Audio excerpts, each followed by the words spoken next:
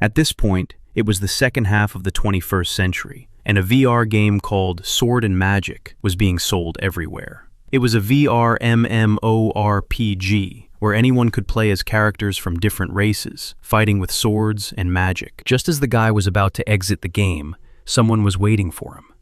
He froze in surprise. Right in front of him stood a girl who greeted him. She was beautiful, with long blonde hair, and she represented the elf race. The elf Lala, her blue eyes shining, called out to him, addressing the guy as Mr. Pepperone. At that very moment, everything that was happening unfolded in the throne room of the Demon King. The throne room was vast, and on the side of the throne hung a huge canvas bearing the kingdom's sign. There, a large crowd of people from different races had gathered, watching, listening, as their Demon King declared that the time they needed had finally arrived. The one sitting on the throne was a boy. His name was Pepperon, and he played at being king of the kingdom of Gloria Septim. The boy realized that the cooperative game Might and Magic had unexpectedly become a success, something that immediately piqued his interest. The guy tried to unite representatives of different races to achieve world domination. In the game, the capture mode was available only for 7 weak ones. Among the 35 types of races presented in Might and Magic, he aimed at those. Pepperone himself built his character from those races, becoming a representative of the dwarf race, the weakest and smallest race of all. He remembered how scared he'd been just from the sight of huge monsters. He also remembered how, right at the start of the game, he couldn't even handle the simplest opponents. He got defeated again and again, until that was how the game ended for him, day after day. But if you kept upgrading your stats properly, you could eventually become strong, no matter your race. Over time, Pepperone found he could overcome his enemies with ease. The boy then forged a kingdom called Gloria Septim, standing at the head of different races, while an enthusiastic, countless crowd trailed after him, staring with admiration. He and his subordinates pushed the conquest forward, and soon they were able to seize a quarter of the world. It was a dazzling expansion for his kingdom. Then, all at once, someone shouted out to the guy sitting on the throne. The girl with elf ears leaned in and asked the guy what they should do next. That girl was Lala, a representative of the elf race. Elves were beautiful and strong, yet they held no special status. They were great at shooting, but their attack damage was low, and she waited, tense and silent, for orders from her master. Dwarf Pepperone noticed the character's facial expressions were oddly monotonous, nothing like real people. The girl kept asking the guy for directions non-stop, waiting for his answer, and it was terrible for a VR game. The boy smiled and told his subordinate that the day had been difficult, so he decided to take a better rest. Still seated on the throne, Pepperone called the system and said, "Exit." He tried to exit the game through the system. An inscription flickered onto the system unit. He could choose to stay or leave the game, so the guy chose to leave. Immediately after the selection, the system unit dissolved into darkness. Then Pepperone stopped seeing the throne room. Only darkness remained. After a while, it didn't fade. The guy started to feel something was wrong because his exit from the game was taking far too long. He suspected something had happened to the game, but then Pepperone finally began to see something besides darkness. It was a girl, the elf Lala. She was calling her master, Pepperone. The guy froze for a moment. Hearing her call him made it click that something was wrong. Elf Lala looked at him with tears in her eyes. She was happy that her master had finally woken up. Overwhelmed with joy, she came too close to Pepperone. The guy was stunned to realize it was his subordinate elf, Lala. The girl told him everything. It turned out he'd been asleep for 3 whole days, and that realization terrified her. Then the girl, having calmed down a little, began wiping the tears from her face, tears that had spilled from sheer joy at seeing the guy awakened and healthy. Pepperone, however, fell silent for a moment. He couldn't find the words. The boy felt strange. The touch of the graphics was nothing like it had been when he played. Everything felt completely different. The girl leaned toward him, and the boy could see every detail of Lala's appearance with crystal clarity. Pepperone noticed how Lala's elven ears began to twitch and move. The guy had never seen graphics like this in the game, Might and Magic. It was as if the game had slipped off the screen and become reality. Every movement the girl made was unmistakable. The guy suddenly understood the whole situation. For a moment, a strange, impossible idea struck him. Pepperone stared, stunned, into empty space. The other sensations from the game could only mean one thing. Pepperone was in deep shock. He stared at his own body, utterly stunned, as it dawned on him that he had been thrown into another world. Then the black-haired guy panicked and tried to deny the thought outright.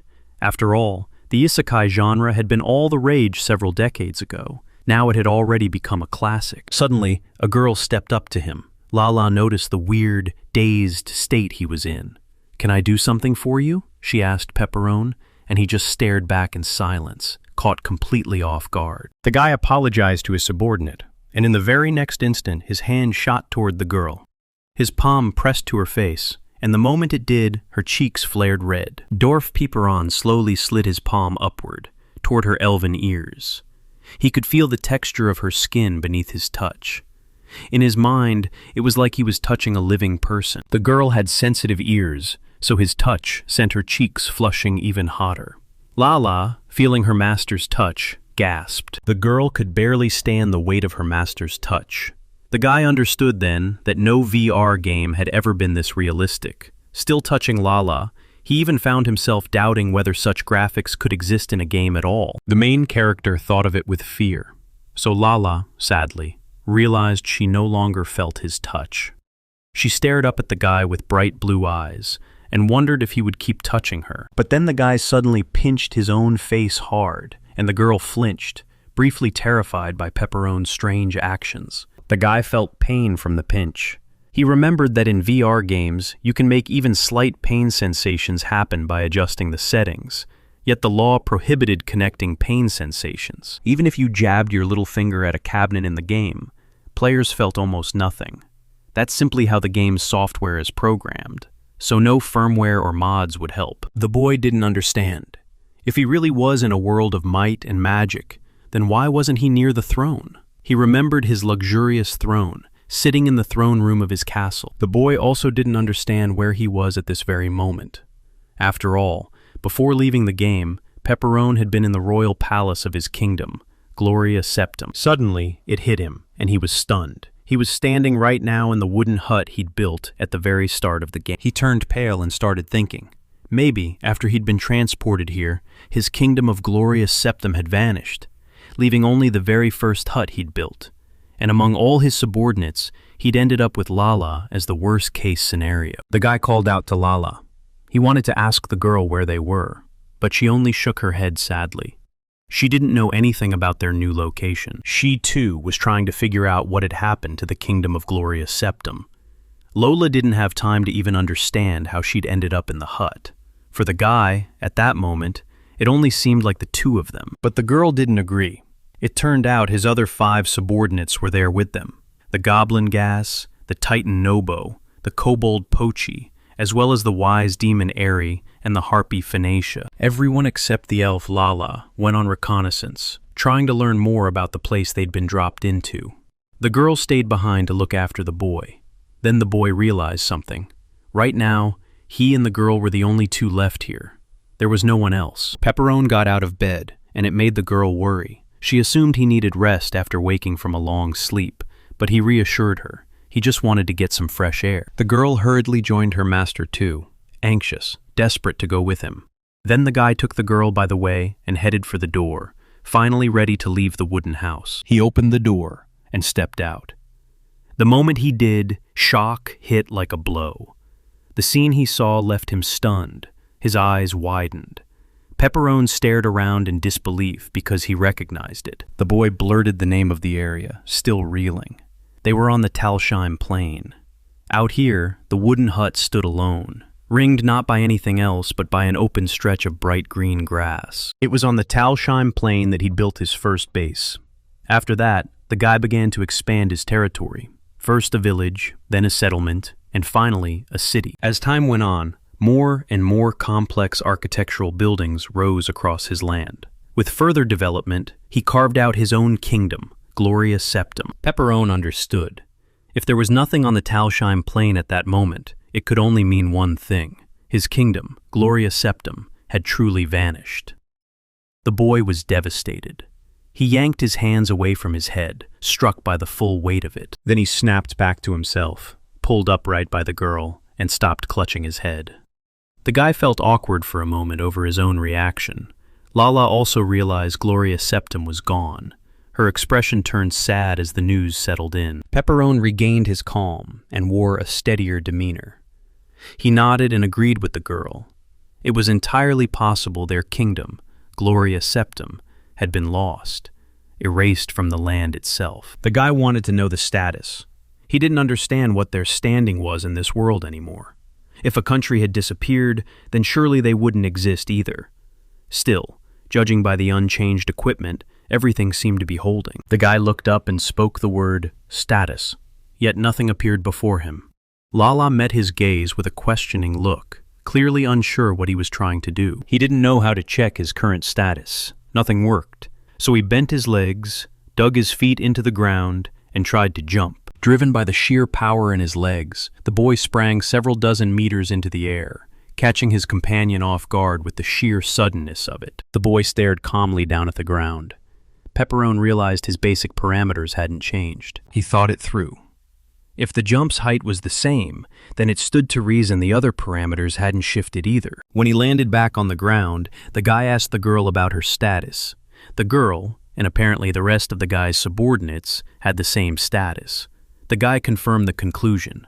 The statuses hadn't changed. Then the guy thought about the way power and magic had shifted, so he stared down at his palm. The moment the thought hit, he cast a fire spell at once. A bright, small flame popped into existence on his palm. Pepperone watched the fire appear and realized the magic had worked on him. But he still wanted to confirm one more thing. Pepperone immediately tried a higher-level spell called Giant Flame, but nothing happened. And after a while, the fire still refused to show. The boy figured that since his power parameters hadn't changed, he should be able to cast all his spells, until he realized only entry-level magic was available to him. At this point, he understood they weren't just inside a game. They were in the real world of the might and magic game. And this was also the initial stage of his base. Dwarf Pepperone and his 6 subordinates had been transported to this place. He remembered that each of the subordinates who liked him was a representative of one of the 7 unsuccessful races: elf, dwarf, harpy, goblin, titan, cobalt, and wise demon. The boy realized Gloria Septim no longer existed. The parameters stayed the same, but magic had been restricted. Magic was only at the initial level. Then he awkwardly turned toward his subordinate and stared at her in silence. Lala was no longer a non-player character. She was an NPC, which meant the rest of his subordinates should have feelings too. In the world of might and magic, if the player's trust level is low, their subordinates can betray them. Judging by Lala's behavior, her trust was still at the maximum level, so the guy figured it would probably be the same for his other subordinates. However, he couldn't see what would become of them later. Once they learned their country no longer existed, they might turn hostile toward him. Then his subordinates could revolt as well. If this was only a game, he wouldn't care. Suddenly, the door to the room swung open. A winged silhouette appeared in the doorway, and an unknown figure screamed with a piercing shriek. The guy spun toward the source of the sound, baffled. It turned out another of his subordinates had arrived. The winged girl looked overjoyed that her master Pepperone had finally woken. She clung to him with all her might, overwhelmed with happiness. Lala was stunned by what a girl named Venetia did. Venetia didn't let go of the guy even after wrapping her arms around him. While she'd been away on reconnaissance, she'd been terribly worried about Pepperone's condition. The boy was trapped in the harpy Venetia's embrace, until an angry Lala tore her away from him. Pepperone could only stare at them awkwardly. Venetia was a cheerful girl with wings, and she served as a representative of the harpies. The harpies had wings, but they couldn't fly. Their attack power and defense were also extremely low compared to other races, so most players didn't care for them at all. The girl was indignant because of Lala. Elf Lala couldn't help but be displeased with Venetia's rude treatment of their master, but Venetia didn't see it that way. She didn't think her actions were bad or rude. With a smile, Harvey Venetia asked the guy whether he was unhappy. Pepperone answered calmly that he held nothing against her actions, but Lala had forbidden such treatment toward the guy. Lala was outraged by that. She wouldn't allow the master to spoil Fantasia. Suddenly, someone entered the room, a boy with horns on his forehead. He'd heard the noise, looked confused, and wanted to know what was going on. Before long, the boy saw the trio. When he spotted Pepperone, his face brightened. His king Septim had finally woken up. Ari and Lala vied for Pepperone's attention, and Pepperone couldn't greet the boy because Phonasia was clinging to him. The horned man looked relieved that Pepperone was okay. With a bright smile, he told them the rest of Pepperone's subordinates would be arriving at the hut soon, too. His name was Gus, and he was a member of the goblin race. Goblins were one of the well-loved weak races. Out of the 7 weak races, they were the fastest, fast enough to still be useful in all kinds of situations. Soon after, a girl named Eerie and a man named Pochi stepped into the room. They made their return known to everyone there. Then Pochi, grinning, noticed Pepperone had finally woken up. Pochi was a member of the kobold race. They could transform into a beast, but they couldn't use it. That's why they were also called bipedal dogs. And Eerie was a representative of the race of wise demons. Everything about them was low, except their intelligence and magic. Because of their looks, plenty of players tried to befriend them, hoping to have them as talismans. Pepperone was relieved the girl and the man had come back. Yet something else tugged at him. His last subordinate was gone. His name was Nobo, and the boy couldn't stop himself from asking where Nobo had gone. But right then, a colossal shadow dropped over the guy. Something emerged from a silhouette of impossible size. It was Titan Nobo, finally arrived. Nobo's face was marked with a tattoo, and the man wore glasses as well. He apologized to Pepperone for being out, and, because of his sheer bulk, he simply couldn't fit inside the wooden hut. Pepperone understood that immediately. Nobo was a representative of the Titan race, huge, powerful, and built for strength, though their speed was slow. Their attack power ranked at the highest class, but Titans couldn't apply it to their full extent. The boy suggested they step outside, and Nobo panicked at once, so afraid he couldn't force his master to go out for him. Pepperone answered with a smile that he couldn't just abandon one of his subordinates on the street, not while he and the rest were still inside the house. The 7 representatives of the unsuccessful races were all assembled. Pepperone, who ruled over his subordinates like a king, thanked everyone for showing up. Then the boy waited, letting his subordinates report on their current situation. First up was Goblin Gus. He went northeast. The land was preserved. Everything looked exactly as it had before the kingdom of Gloria Septim was created. In the same direction were the caves of Bircham, where they'd wiped out the monsters and built a mine. And right now, the very same monsters still lived there. Nobo headed northwest. Nothing had changed, except that every structure that should have been there was gone. On top of that, the farm near Lake Fauna had vanished too. Phonasia went west. She used to be miserable because she couldn't fly, thanks to her racist peculiarity, so Mr. Pepperone built her a flying castle. But unfortunately, that flying castle disappeared as well. Pochi walked toward the east. There used to be a pasture where the captured dragon was kept, but now there was nothing at all. The man remembered how, by the king's order, he had to travel all over the world in order to catch the dragon. The last report was given by Eerie. She headed south. There was a volcano called Rufel. On Rufel, a spot for extracting mana existed, and Eerie had created it after much research.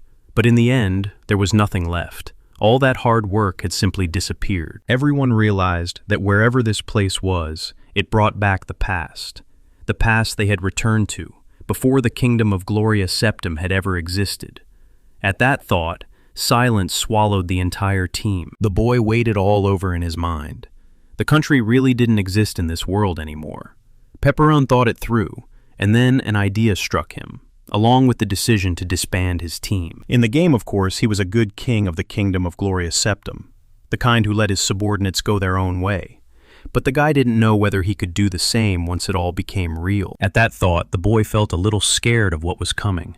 Pepperone was puzzled by the problem that had surfaced. He didn't know what to do. After all, he was still an ordinary student in his world. So, in the end, he wouldn't be able to leave them behind, and his subordinates would hate him. The team thought about their next steps. Pepperone continued to think about disbanding the team. The guy could do without friends, and he also had all the necessary knowledge for life. So he happily decided to tell everyone about the expense. The guy tried to tell everyone about this decision when suddenly the elf Lala interrupted him. She told everyone else not to worry, because Pepperone was with them. The girl was confident in the guy. Pepperone was surprised by her words. Her plan was destroyed by her. Lala continued to speak. Starting from a small wooden hut, The guy increased his base, the number of his subordinates, and research technology. He also strengthened them, the representatives of weak races, thus increasing the number of people he created, building settlements and cities, and then a country. He was able to conquer other states and build the world's most powerful kingdom, namely the Kingdom of Gloria Septim, in just one generation. All of it was brought about by the great hero, Mr. Pepperone. In the eyes of the girl, the guy was divine and magnificent. Lala enthusiastically urged the others to follow Mr. Pepperone, and then they could revive the Kingdom of Gloria Septim and conquer the world. The bright-eyed girl looked at her comrades. Pepperone was astonished by Lala's speech. He could only stare at the girl in shock. Suddenly, someone agreed with her. His subordinates happily accepted Lala's offer. For Gus, King Pepperone, the ruler of the Kingdom of Gloria Septim, was cooler than anyone else. Finecchia said that if it was their master, he would be able to build her a castle in the sky once more. Nobo, the titan with glasses, believed that their master would also create a kingdom again, where no one would go hungry. Cobalpochi told everyone that he would follow Pepperone anywhere, because being with him was never boring. Irai, wearing a warm smile, decided to research advanced technology for the rapid revival of the state. Pepperone was stunned by the sheer enthusiasm of his subordinates. He just stared, mouth hanging wide open, as they delivered their admiring speeches. If this kept going, it wouldn't be good for him.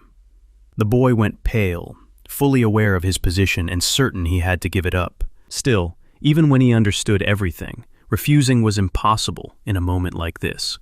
After all, his team stared at him with admiration and smiles, and the guy couldn't help feeling ashamed and awkward. He was just an ordinary Japanese, so if he couldn't handle this situation, he simply couldn't stand it.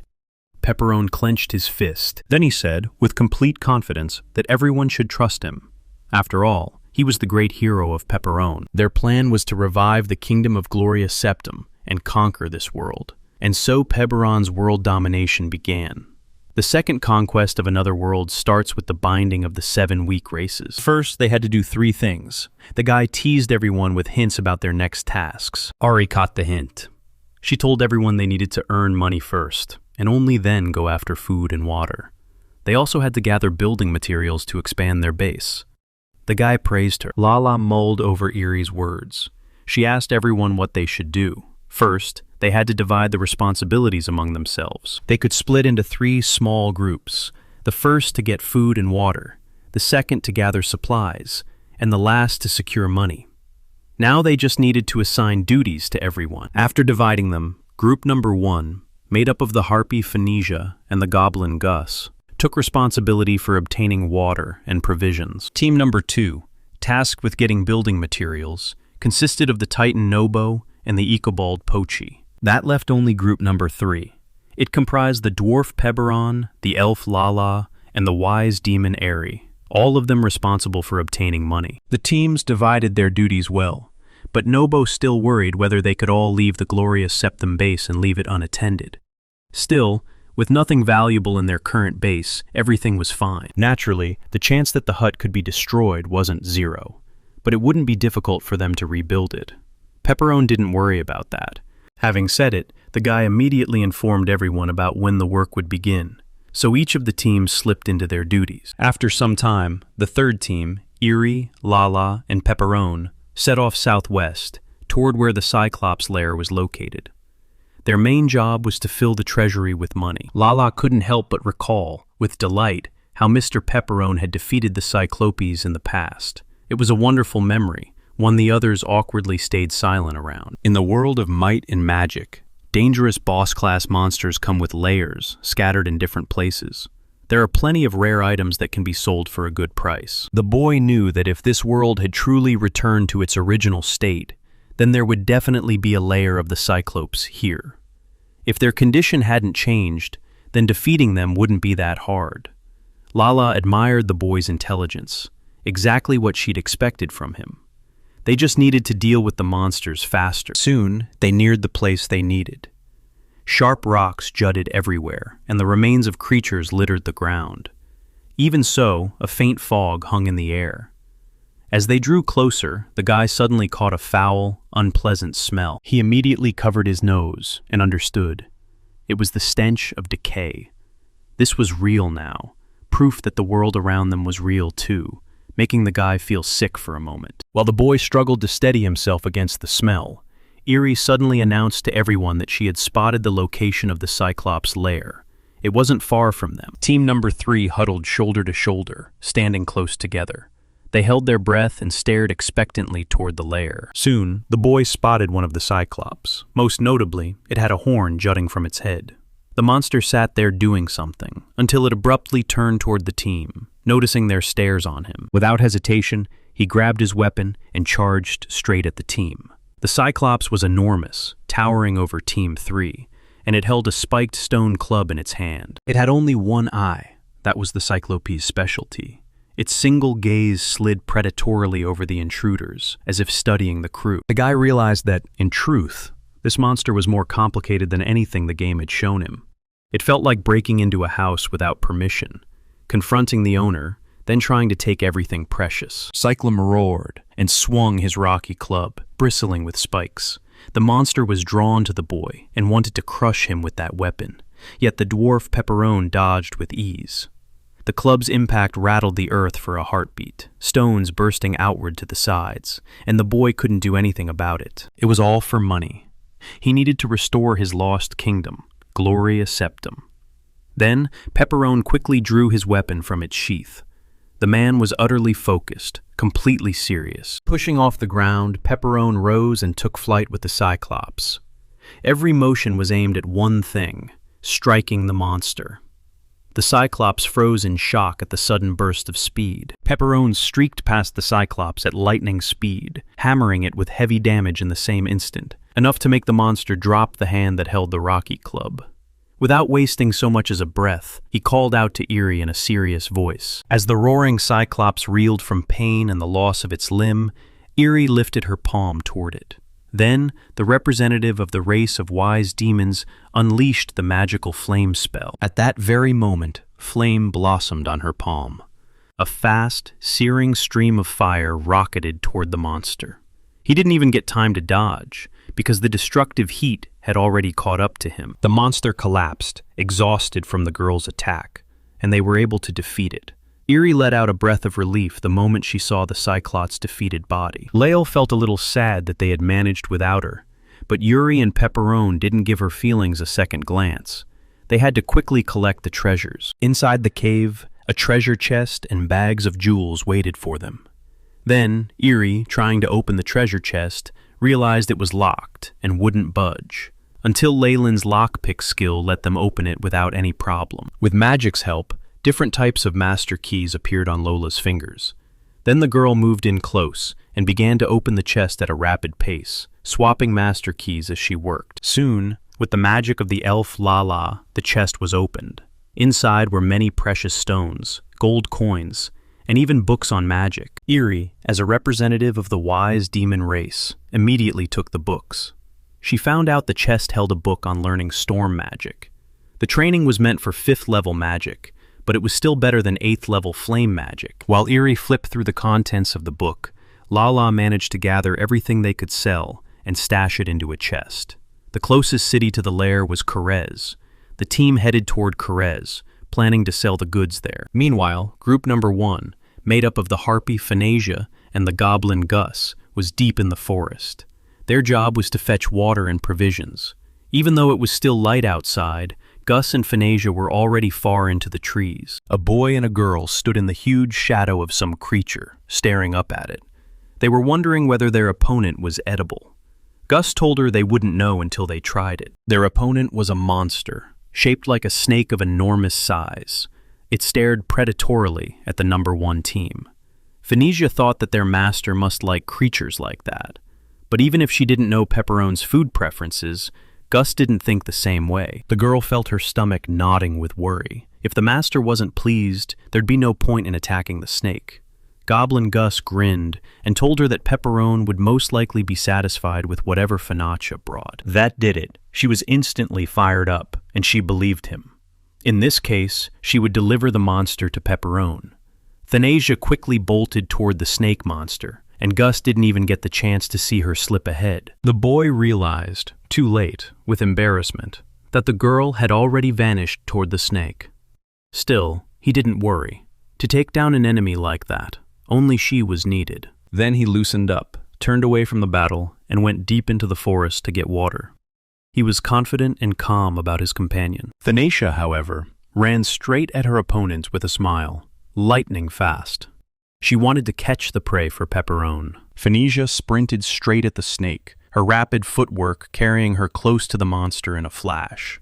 Her sudden, lightning-fast moves left the snake stunned, unable to orient himself for a heartbeat. The girl toyed with her opponent, wearing a smile as she darted in different directions, never slowing for a second, always drawing the monster's attention back to her. The snake had no patience for the girl's teasing. Fury surged through him, and he struck at once, snapping forward with a hiss, jaws wide, driving an attack straight toward Phanesia. But she vanished instantly, slipping past the strike, and denying the monster even the chance to touch her. The creature froze in shock at her sudden disappearance. The snake spun in every direction, bewildered, searching for the girl. Then, with the help of her lightning-fast movements, Phanesia found herself suddenly on top of the monster. Instantly, the girl drew her two swords from their sheaths. She struck the snake with a double blow, and it yanked its head back, mouth opening wide in agony. Before long, the snake crumpled under Phanesia's assault and was eliminated. With the fluid ease of someone wrestling the ground itself, the girl rolled and twisted as she realized, plain as day, that she had beaten it. Phanesia smiled and said the job was done. They'd secured the provisions they needed and carried out their duty. Meanwhile, Titan Nobo and the Kobold Pochi made up team number 2, tasked with obtaining the building materials. Nobo told his companion they needed wood first. Anything could only be made after that. That's where Pochi's sword comes in. But Pochi the Kobold didn't see it that way. In the end, Pochi's sword wasn't for chopping trees. It was meant to protect important people. The man warned him he wouldn't forgive anyone who stood in Mr. Pepperone's way. But with no duties to perform, he couldn't just sit there and do nothing. Nobo arrogantly decided Pochi's sword was useless, good only for chopping trees. He even told his companion that he couldn't cut down a single tree. The Kobold Pochi took that personally, and the anger hit. The man immediately drew his sword and started refusing the Titan's claim. As the captain of the Gloria Septum strike team, he could do it. With a wide, predatory grin, he told the Titan Nobo that chopping trees was nothing more than a simple matter for him. Pochi was furious that Nobo had doubted him. He vowed to silence him with his own hands. Still, Nobo wasn't bothered in the slightest. He only felt that Pochi's hand would be weaker than Phanesia's. Since the second team had no other way to cut trees, they were stuck with doing nothing. Pochi, thinking of his master's welfare, began chopping anyway, cutting trees with annoyance in every swing. The man frowned, then started swinging his sword like an axe. Kobold Pochi cut through the tree trunks in quick succession, proving just how sharp his weapon really was. After a while, all that could be heard was the rapid swinging of weapons and the crack of flying pieces of wood. The Kobold Pochi moved with an incredible speed. Nobody noticed how much the woodcutters would appreciate the force behind its chopping. Soon, it was all over. In the forest area where they'd been getting the wood, only stumps remained from the felling of trees. Titan Nobo, seeing how many trees had been cut down, warned the man he had to protect nature. Pochi let out a heavy sigh. He was tired after cutting wood. At the very beginning, Nobo should have told Pochi the right amount. Then, after cutting down the trees, they still had to get the stones. The Kobold Pochi was shocked by that. He'd thought they were already finished extracting building material, but it turned out trees alone weren't enough. Other useful materials had to be gathered for construction. The tired Kobold Pochi was weighed down by this information. Soon the second team reached a rocky cliff. Pochi saw the rocks and thought they'd need to be cut, but there was no need. Nobo could handle the stone extraction himself. The man started to warm up. Once he was ready, Titan Nobo took his stance to strike. Then, at lightning speed, he slammed the rock, leaving a crackling mark in its wake. With each hit, the rocky rock finally split apart, scattering into stones. Pochi didn't expect anything less from a Titan's blow. That was simply how their race fought. The men began gathering the scattered stones, each picking a piece that matched his size, when suddenly, there was a tremor. The ground began to shake from something moving beneath it. It turned out a rocky monster had erupted from the stones, transforming right in front of their eyes. Team number 2 realized, in an instant, that a rocky-type golem had appeared before them. The golem stood at his full height and charged at Nobo at once, aiming his fist straight for him. The bespectacled titan, stone held in his hands, noticed his opponent's movement. The golem struck the titan, and the ground shook. But a second later, the rock golem was the one that got shocked, because the man wasn't injured by its attack. He calmly held his opponent's rocky fist with one hand. Nobo looked composed, but he didn't underestimate his enemy. His focus was sharp and serious. At the same time, the kobold Pochi rose up from behind the golem, hefted his huge sword, and roared as he swung. Then the man drove the golem's head. After being struck by the kobold Pochi, the rock-type golem was eliminated. The force of the man's blow shattered its body into rocks. Pochi landed on the ground after the attack, the golem's rocky remains thudding down with him. Nobo was engrossed in something, and the man told his comrade they were very lucky, while the kobold didn't understand a thing. So Titan Nobo, stone in hand, studied it closely and explained everything. Turns out, golem stones were easier to process than ordinary stones. Kobold Pochi was delighted to hear it. After all, it was good for them. The men gathered all the materials they needed, pulling the stones straight from the golem. While that was happening, the third team, Dwarf Pepperone, Elf Lala, and Harpy Eerie, handled the task of getting money for the treasury. At last, they reached the city, Quares, encircled by a stone wall with just one entrance and one exit. Their plan was simple: sell all the gems first, then take everything they needed.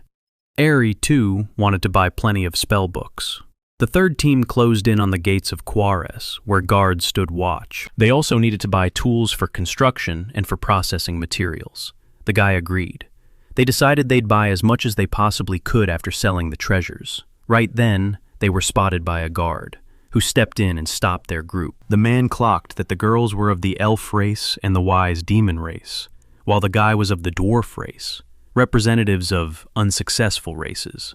Pepperone didn't deny it. Still, it was too suspicious to the man. Representatives of weak races were walking in freely.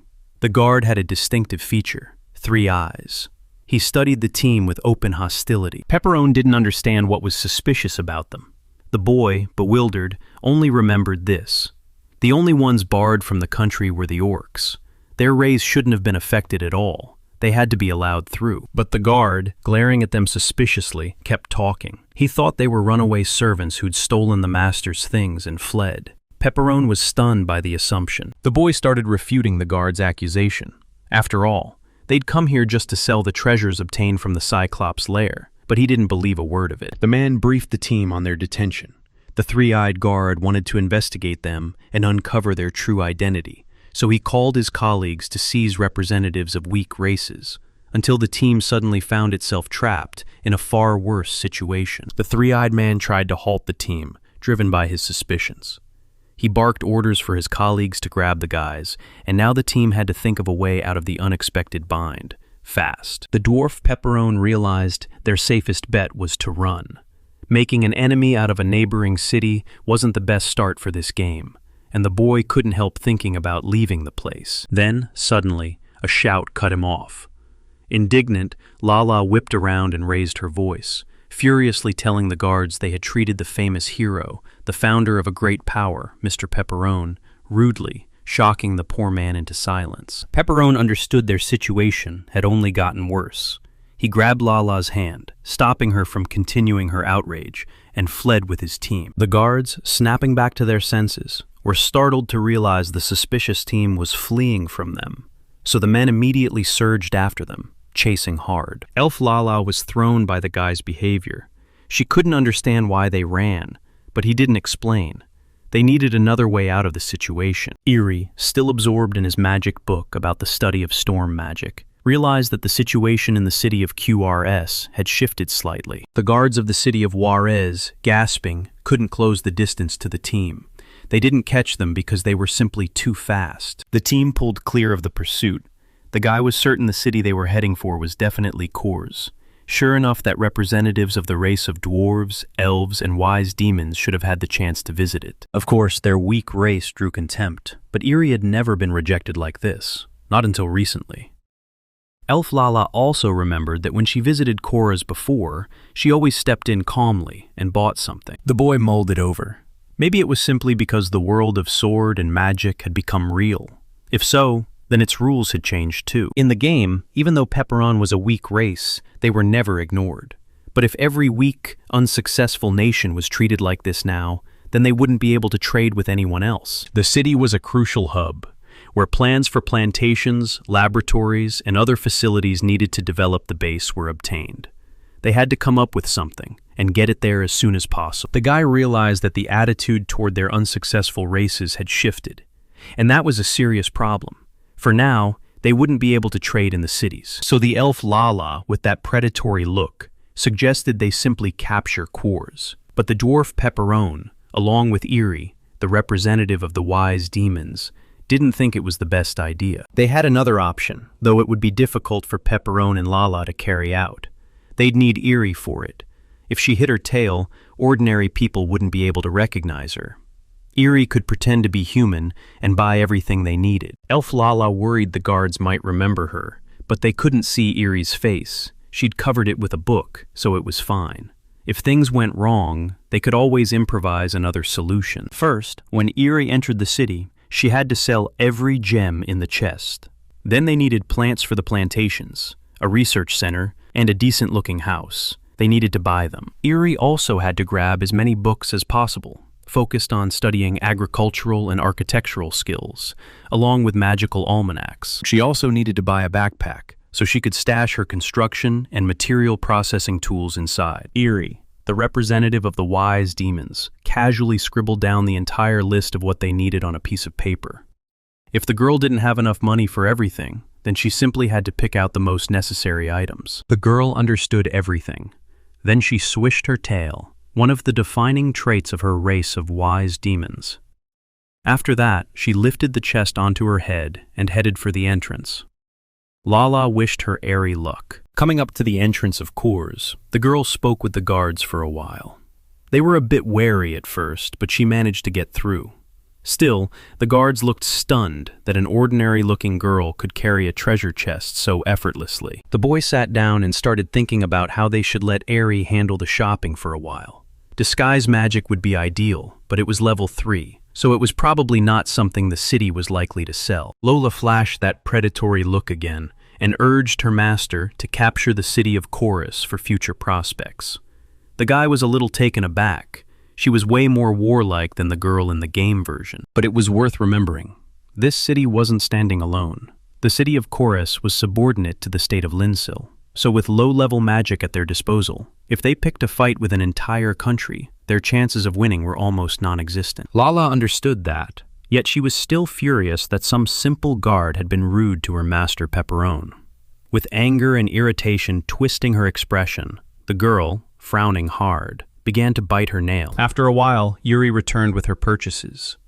Pepperon and Lala were still waiting for her near the entrance to the city of Juarez, and they were clearly glad she'd come. Ari carried an enormous backpack with effortless ease, packed to the brim. She explained that the gems were expensive, which was why the girl could buy everything she needed, thanks to their help. Pepperon wanted to know what the city's like, but once they were inside, almost nothing had changed. Everything looked the same. Still, Ari noticed something off. They couldn't see any of their 7 weak races. The 3-eyed race kept dominating in Juarez. After hearing Erie's information, the boy mulled it over. If other cities were in the same situation, it could spell trouble for them. The races had failed. Then, an incredible idea struck. After all, this world of magic and sword wasn't a game anymore, so he didn't need to lean on any specific races. Before, he'd stuck to the established rules in the game. But now, everything had changed. Pepperon came up with a brilliant plan. The inspired guy wanted to get back to Gloria Septim's base as soon as possible, and he pitched a new idea to his team. The girls agreed. After some time, they found a massive cache of supplies on the Talsheim plain. Building materials, plans, books, tools, provisions, and water. Everything was hauled in. Now they had everything they needed. Perron was stunned that his subordinates had managed to gather so much in just a few hours. This was what it meant to have capable subordinates. The others simply stared at everything they'd hauled in. Before long, Finisagi, the harpy, came over to the guy. She was starving after finishing her job. Her stomach began to rumble from hunger. Then Perron looked over the food they'd brought back for lunch. The boy was speechless that they'd caught a snake to eat. A huge slab of snake meat sat in front of him, towering over the dwarf. Finiciagi told him she'd tried her very best to bring down the snake-like monster. The girl was waiting for praise from her king. Perron praised her, while at the same time weighing whether the snake meat was even edible. He didn't know if it was, and no one had any idea how they were supposed to eat the snake meat. Goblin Gus suggested cutting it into pieces and then frying it. Kobold Pochi could handle the first step perfectly, so Gus pointed the idea to the man. Kobold Pochi was outraged by Gus's suggestion. Everyone always treated his sword like some kind of tool. Goblin Gus didn't deny it because he genuinely believed it to be true. But their conflict fizzled out before it ever started, because both guys were thrown off by the girl. Harpy Phanasia, swords held firmly in her hands, suddenly announced to everyone that she'd be the one to handle the cutting of the meat. The moment she spoke, she shot toward the meat, lightning fast. At the same time, she swung her two swords. Phanasia used her skill, Thousand Strikes. While the girl carved the meat with that skill, Gus and Pochi had to dart off in different directions, narrowly avoiding her endless blows. Each slash, blill after blow, was aimed at the snake meat until it began to crumble. After a while, the girl turned to her team with a smile, as if waiting to see how they'd react to her skill. Thousand Strikes. Everyone instantly clocked that the pieces of meat she'd cut were perfect for frying. Erai, seeing that, struck a flame with flame magic, and just like that, they wouldn't have to go hungry. Pochi and Gus were still reeling from the recent incident. With anger in their voices, they verbally went after the girl, because if her technique had been different, she could have hurt them too. Phoenicia apologized to them, and the tension didn't fully fade. After a short while, the fire caught, and the perfectly cut meat went straight on to roast. Soon, the delicious aroma of roasted meat curled through the air around the fire. Phoenicia's mouth watered at the moment that aroma hit, and she waited impatiently for the instant the meat would be done. Eerie, however, noticed it was already ready, eatable right away. Lala stepped out first to taste. She picked up a piece with her fork, took a bite of the fried meat, then snapped her eyes wide with surprise as a pleasantly rich flavor spread across her tongue. Even without marinating, the taste of the big snake's meat still hit clearly. After Phanasia's technique called Thousand Strikes cut it into pieces, it somehow kept its resistance, phantomly, stubborn as ever. The elf Lala, after tasting the meat, put on an act and claimed that, although it left a strange aftertaste, the dish was still edible. The boy saw through the modest report at once. She looked like she had never tasted anything more delicious. Soon, Eri brought Pepper for a portion of fried snake meat. The guy took it awkwardly. This was a little strange for him, eating a dish like this. But once he tasted it, his eyes widened with amazement. The meat was delicious. Surprisingly, it really was quite good. The whole team started devouring the fried meat at once, swept up by the pleasant taste and rejoicing like it was a celebration. After a while, the fire died down and the lunch break was over. Now it was time to start building the base. Everyone felt the spark of inspiration. Everyone was busy with their duties, some rifling through blueprints, others starting in on woodworking. Everyone, that is, except Pepperone. He stood there with his arms folded, simply watching. Back when this world was a game and not reality, his subordinates handled the building and everything else. Pepperone had done nothing, so for a moment he just thought. Then the elf Lala approached him. With hope in her eyes, she brought over a wooden chair, offering him somewhere to rest. The guy accepted and sat down. Even after everything became reality, Pepperone could only sit and watch. Even now that the world was real, his subordinates didn't need him.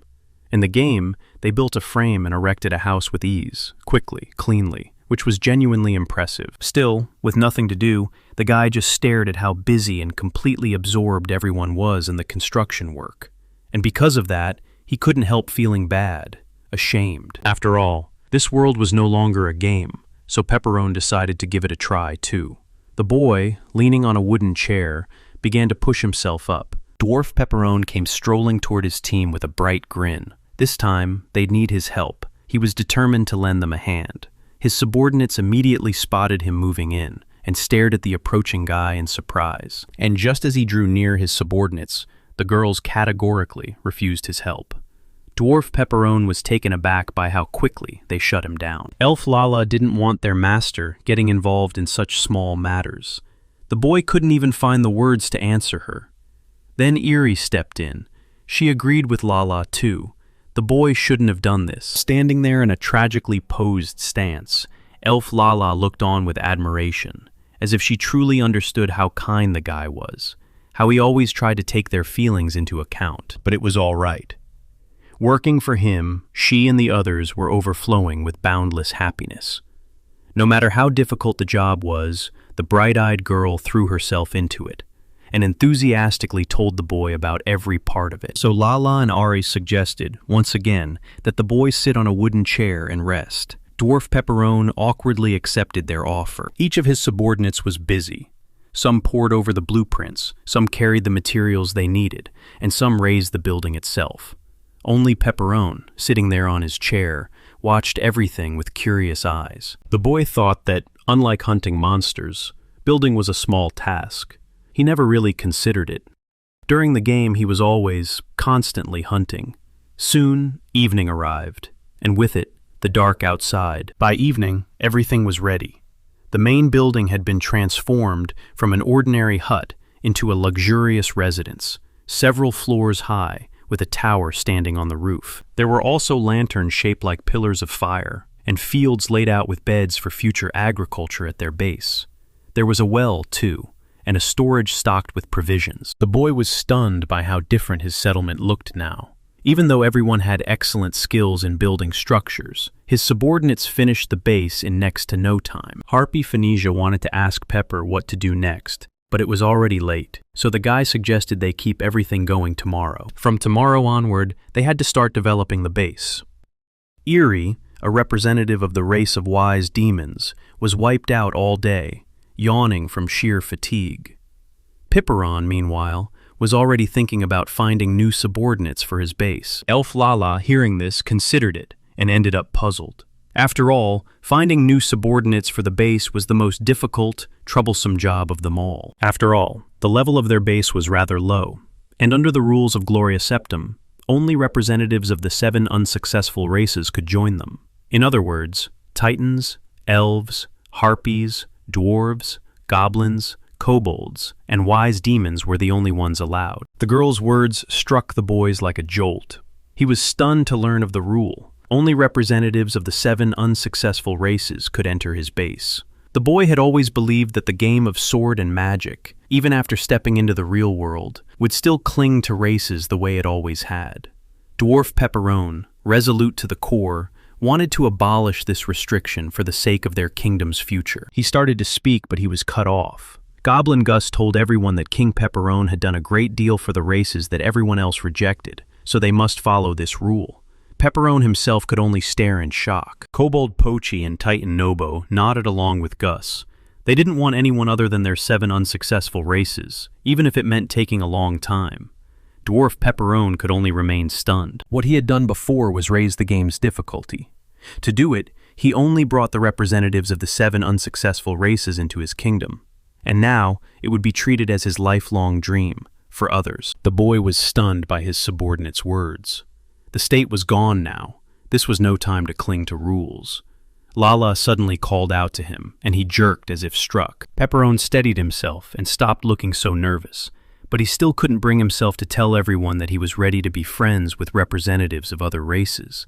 If they started to rebel, it wouldn't end well for him. So the boy swallowed, clearing his throat with a forced smile, and agreed with the rest of his subordinates to uphold the rule. No matter how long it took them, Gloria Septum would be a country for them. The 7 unsuccessful races. The base rang with joyful cries toward the boy. Pepperone decided to keep uniting the 7 unsuccessful races. Once he chose a path, he could only keep walking. The next day arrived. Morning sun blazed overhead, scattering its warmth everywhere. The team gathered in one place early in the morning. Gus and Pepperone stood at the board, laying out a clear plan for everyone's next moves. The team still needed to raise the base level. There was plenty of work left, and it was far too early for anyone to relax. Goblin Gus ran through the plan. The current Gloria Septum base was only level 1. To reach level 2, upgrading the settlement into a village, they would need a laboratory, several dozen houses, 50 residents, and other additional conditions. Almost everyone was sleepy. Only Lala wasn't happy that Gus was the one explaining things to Pepperone. According to the construction requirements, they had to build more houses. With that set, developing architecture and gardening, along with finding new residents, was now the main goal. Pepperoni suggested that Eerie handle the research. Still not fully awake, the girl agreed. Pepperone noticed how drowsy she looked. Eerie could barely manage to walk somewhere, and Gus knew she'd been like this since morning. So Pepperone proposed they divide the duties among themselves. After that, they were to split into two groups, those who would go with him to look for new subordinates, and those who would stay at the base for construction and security. Lala was looking forward to it. Malaysia shook off her sleepiness. The elf Lala wanted to offer Pepperone a calm proposal, her candidacy to become his companion on the journey, but the harpy Phanesia cut in. Without a pause, she offered herself loudly and quickly, and the guy she had been aiming for noticed it, then agreed. The mood shifted at once. With a gloomy look on her face, Lala warned the others in a menacing voice that she still hoped there would be a free place on Pepperone's team, and she wouldn't let anyone else take it. The subordinates bolted from the girl. They fumbled into another team, anything to avoid angering Lala further. Nobo and Gus would handle the housing issue, and Pochi would guard their base. With that, Pepperone had no choice but to invite the remaining girl to join him. The elf Lala, delighted, accepted her master's offer. Suddenly, the harpy Phanesia spotted a crowd in the distance, closing in on them. The figures soon came into view from far away, moving calmly and threateningly toward their group. There were a large number of men, all scarred and armed. They stared at the team with predatory, threatening eyes. At their head stood a dark-haired man wearing an eye patch. He strode toward them, smiling, with a weapon resting on his shoulder. The dwarf Pepperone stayed calm. He knew they were bandits, but it didn't worry him. After all, driving them off wouldn't be difficult. Suddenly, the boy realized the bandits were people, not monsters. He didn't even know whether he could eliminate them. It was a real problem. He remembered how, in the game, that guy cut down countless opponents. Sure, it was just a game, but in reality, it was a completely different matter. The guy weighed it in his mind. Then, just like that, he stopped worrying about the trouble that had arisen. Didn't he already feel something similar, an urge to eliminate, in the battle against the Cyclops? The nagging thoughts that had been bothering him lately faded away. The bandits stared at the crew with predatory eyes. They'd only recently appeared on the Talsheim Plain, built their settlement, and now the men could see something else, too. The crew consisted entirely of representatives of unsuccessful races. Normally, people like them were sold off into servitude by bandits, but they'd make an exception if the crew paid 1,000 gold coins every week. Pepperone wasn't frightened.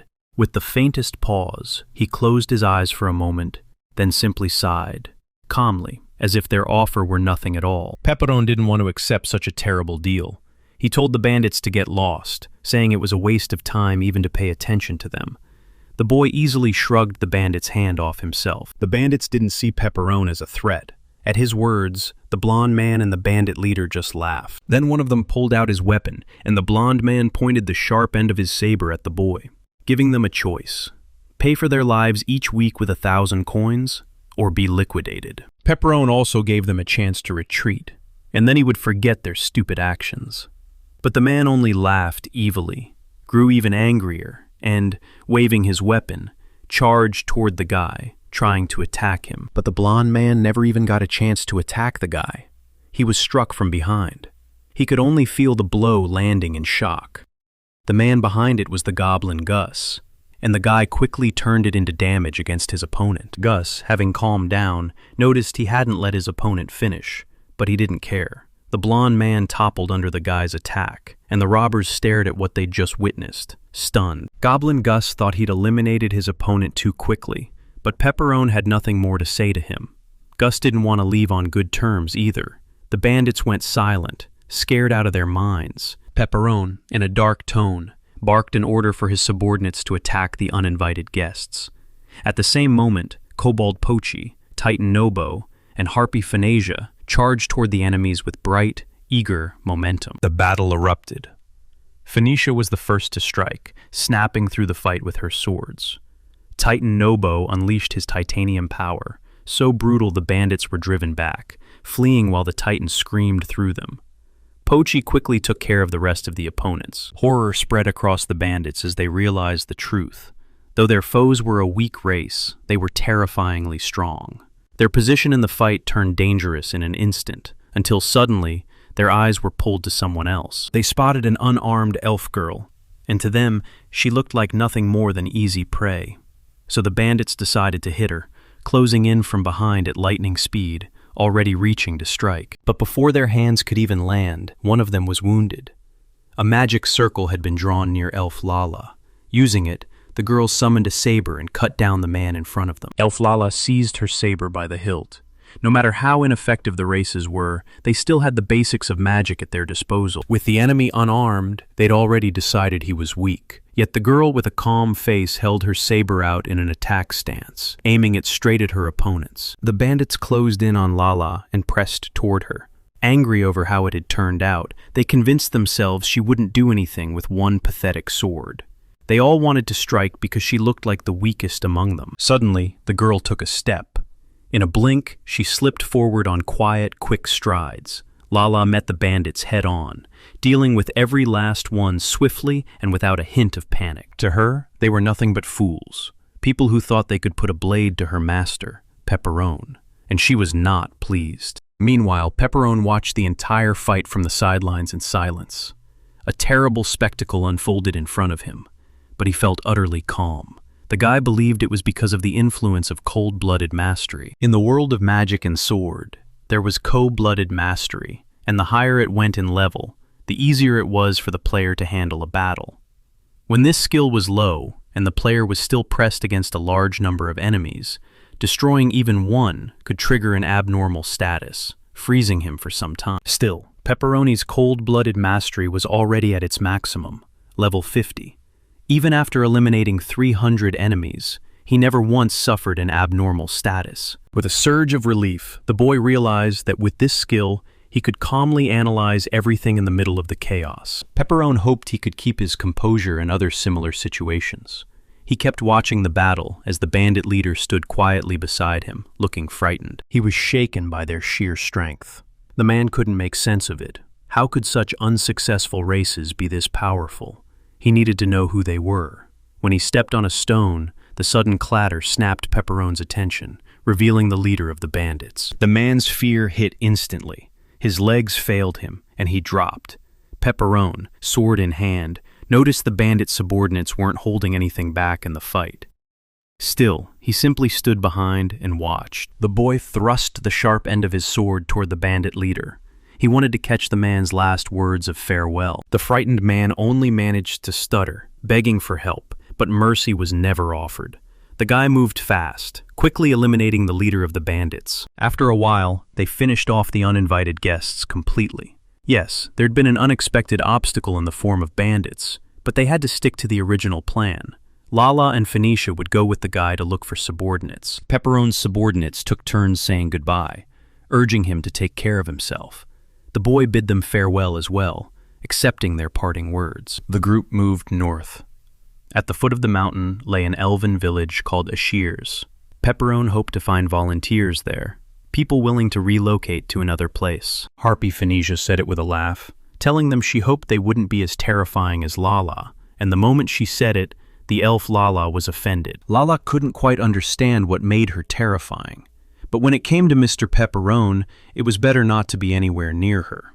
Pepperone believed that was true. A few minutes before Pepperone and his comrades arrived, night had already fallen. It was pitch dark outside. The village of Ashirs lay quiet. Only a menacing voice rose above it, threaded with screams. Someone ordered someone to sit silently. It turns out, every resident of the village of Ashirs had been captured and immobilized with a rope, beaten down, terrified, and left to wait. The unknown robber listened as his comrades told him they'd already cleared the entire village of Ashirs and taken every villager. Night fell.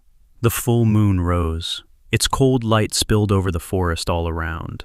Amid the cuckoo's cries came the sad, hungry voice of the harpy Phanazia. She wanted to eat. The girl could barely keep up, driven to the edge by hunger. The guy didn't understand what she was going through, because she'd already eaten a whole roasted boar for lunch. And anyway, they'd reach the village of Ashers soon, so she had to endure it. Elf Lola walked ahead of the team, certain the village of O'Shears was nearby.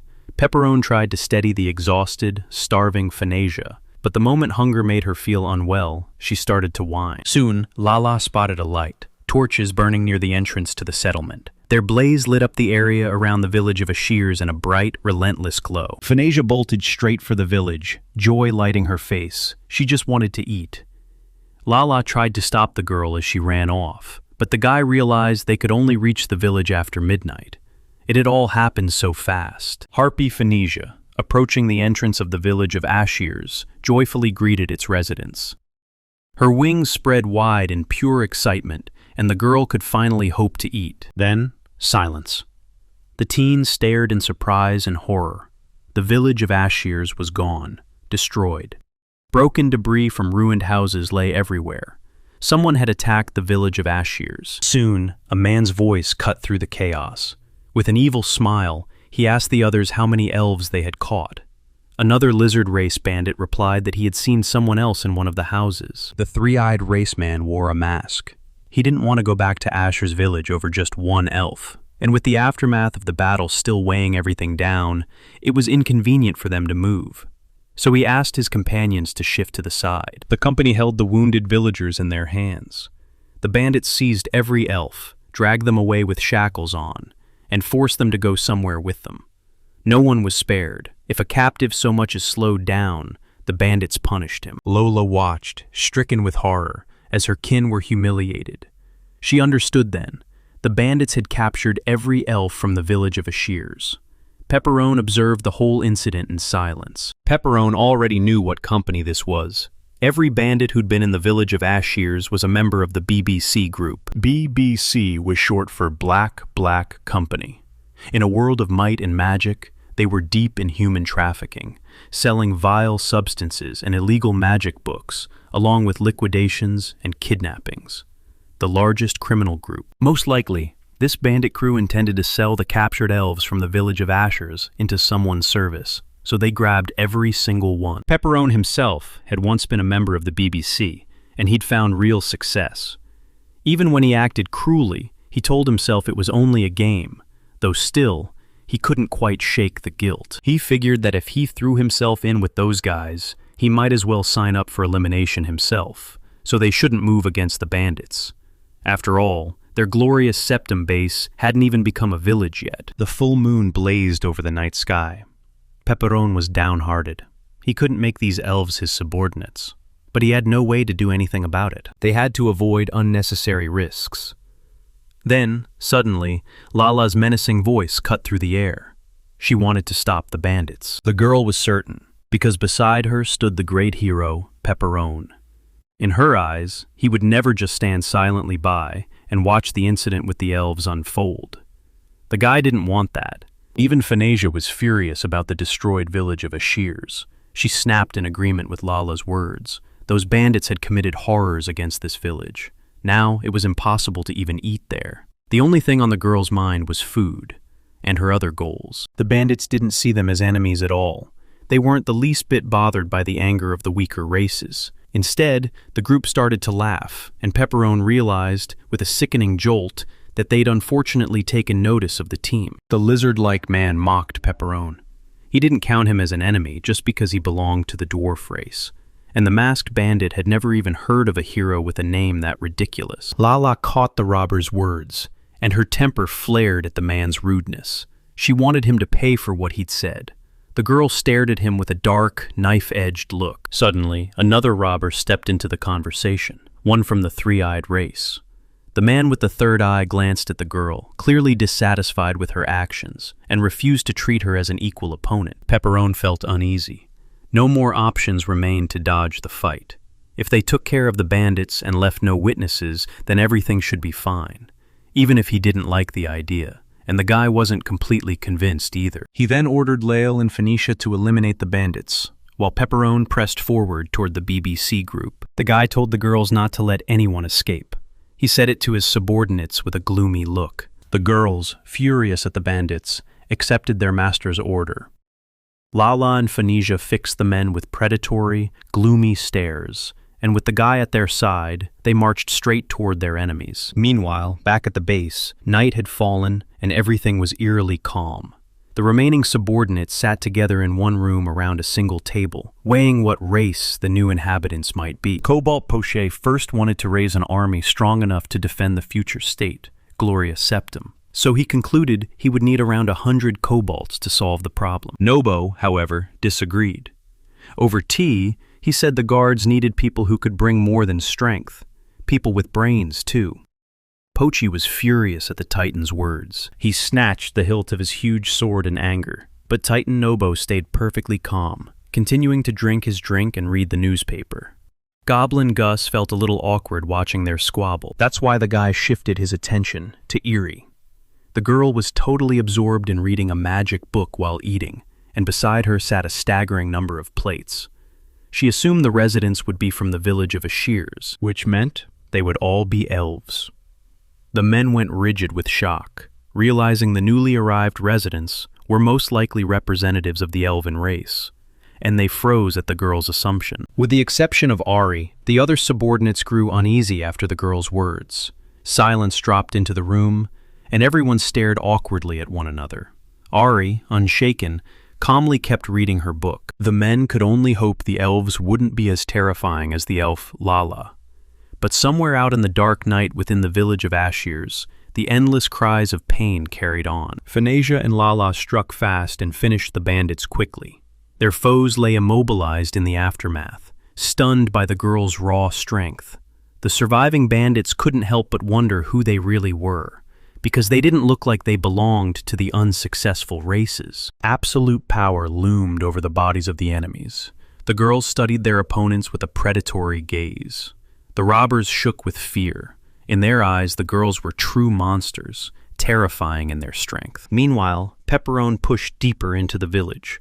He weighed what he could hand off to the girls to deal with the remaining bandits, while he took charge of rescuing the elves in the meantime. The village of Ashirs was littered with debris from the attack on the villagers. Somewhere in the depths of the village were all the captured elves. The immobilized, dejected inhabitants of Ashirs sat sadly on the ground, while two bandits stood over them. The men grinned as they counted the captured villagers of Ashirs. Everyone was there. Suddenly, one of them, looking like a rhinoceros, heard someone scream, and it pulled his attention. The bandits noticed the noise coming from the entrance. The rhinoceros man started to make out a silhouette in the distance. Soon it stepped into view, and they realized it was a guy from the dwarf race. The guy moved calmly toward them. Pepperone also noticed everyone. He had finally found the captured residents of the village of Ashirs, but his path was immediately blocked by the robbers. They thrust the sharp end of their weapons at the guy. Arrogantly, the men wanted to attack him, then find out why he was here. Instead of watching from afar, they felt the full force of the attacks themselves. Pepperone dispatched his opponents in a flash, quick, steady, and calm as he moved straight for the captured elves, just to confirm their condition. One girl from the elven inhabitants tried to report on how they were doing, but the guy had no time to listen. First, he needed to figure out the ropes, how to loosen them, so he could free the immobilized villagers of Ashirs. As he worked at the knots, the bindings proving far too tight, one of the bandits somehow recovered from Pepperone's attack. He rose to his feet and trudged toward the guy with heavy, deliberate steps. Furious at being beaten by the dwarf, the robber swung his weapon and surged forward, shouting in anger as he came charging at the dwarf to attack him. The short-haired girl warned Pepperone, fear sharp in her voice, but he waved it off, telling her not to worry.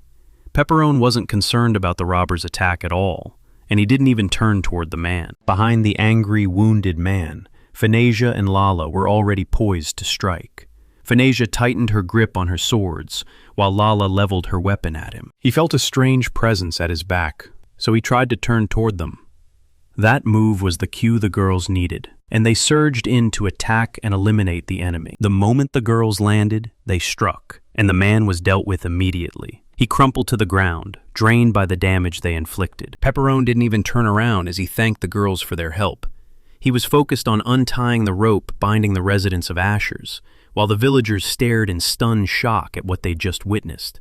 Every elf had their eyes wide open, stunned with amazement. Lala, saber in hand, smiled up at her master and said that all the enemies were destroyed. But Venetia didn't seem nearly as happy as the elf, because the girl was starving. The short-haired Asher's resident, who had warned Pepperone earlier, realized that Lala was the same race as the other residents. They were all elves. Pepperone turned to his subordinates. Split up and untie every captured elf. Lala happily took the order, and Venetia held on with the last of her strength. The guy was a ray of hope for the residents who'd clawed their way back from despair. Soon, every resident in the village of Ashirs, where the representatives of the elves lived, was freed. They closed in on the team and stared at their benefactors. Venetia was completely absorbed in the food. The girl devoured the food the elves had brought. She thanked them, and said that while food was an important part of life, they shouldn't have spent so much on it. Venetia, even after telling the villagers that, didn't stop and kept eating. The residents of Ashirs were grateful, so they didn't skimp on the food. Lael felt a little ashamed in front of them, so she tried to stop the harpy Venetia, but the harpy gobbled up the food just as fast. The girl who led the inhabitants was happy. She didn't know what would have happened to them if it weren't for the team, so the elf leader thanked the saviors, making Pepperone feel awkward. He awkwardly told them that as long as he lived, he couldn't allow such terrible things to happen to anyone. After all, it was a given. The girl, a representative of the villagers of Ashirs, gave her name. Her name was Lucy, and she was the head of the village of Ashirs. The distinguishing mark of her appearance was the bandage she wore on her head. The elf Lucy wanted to know the name of her benefactor, but Pepperone wasn't even given the chance to introduce himself, because everything was said for him.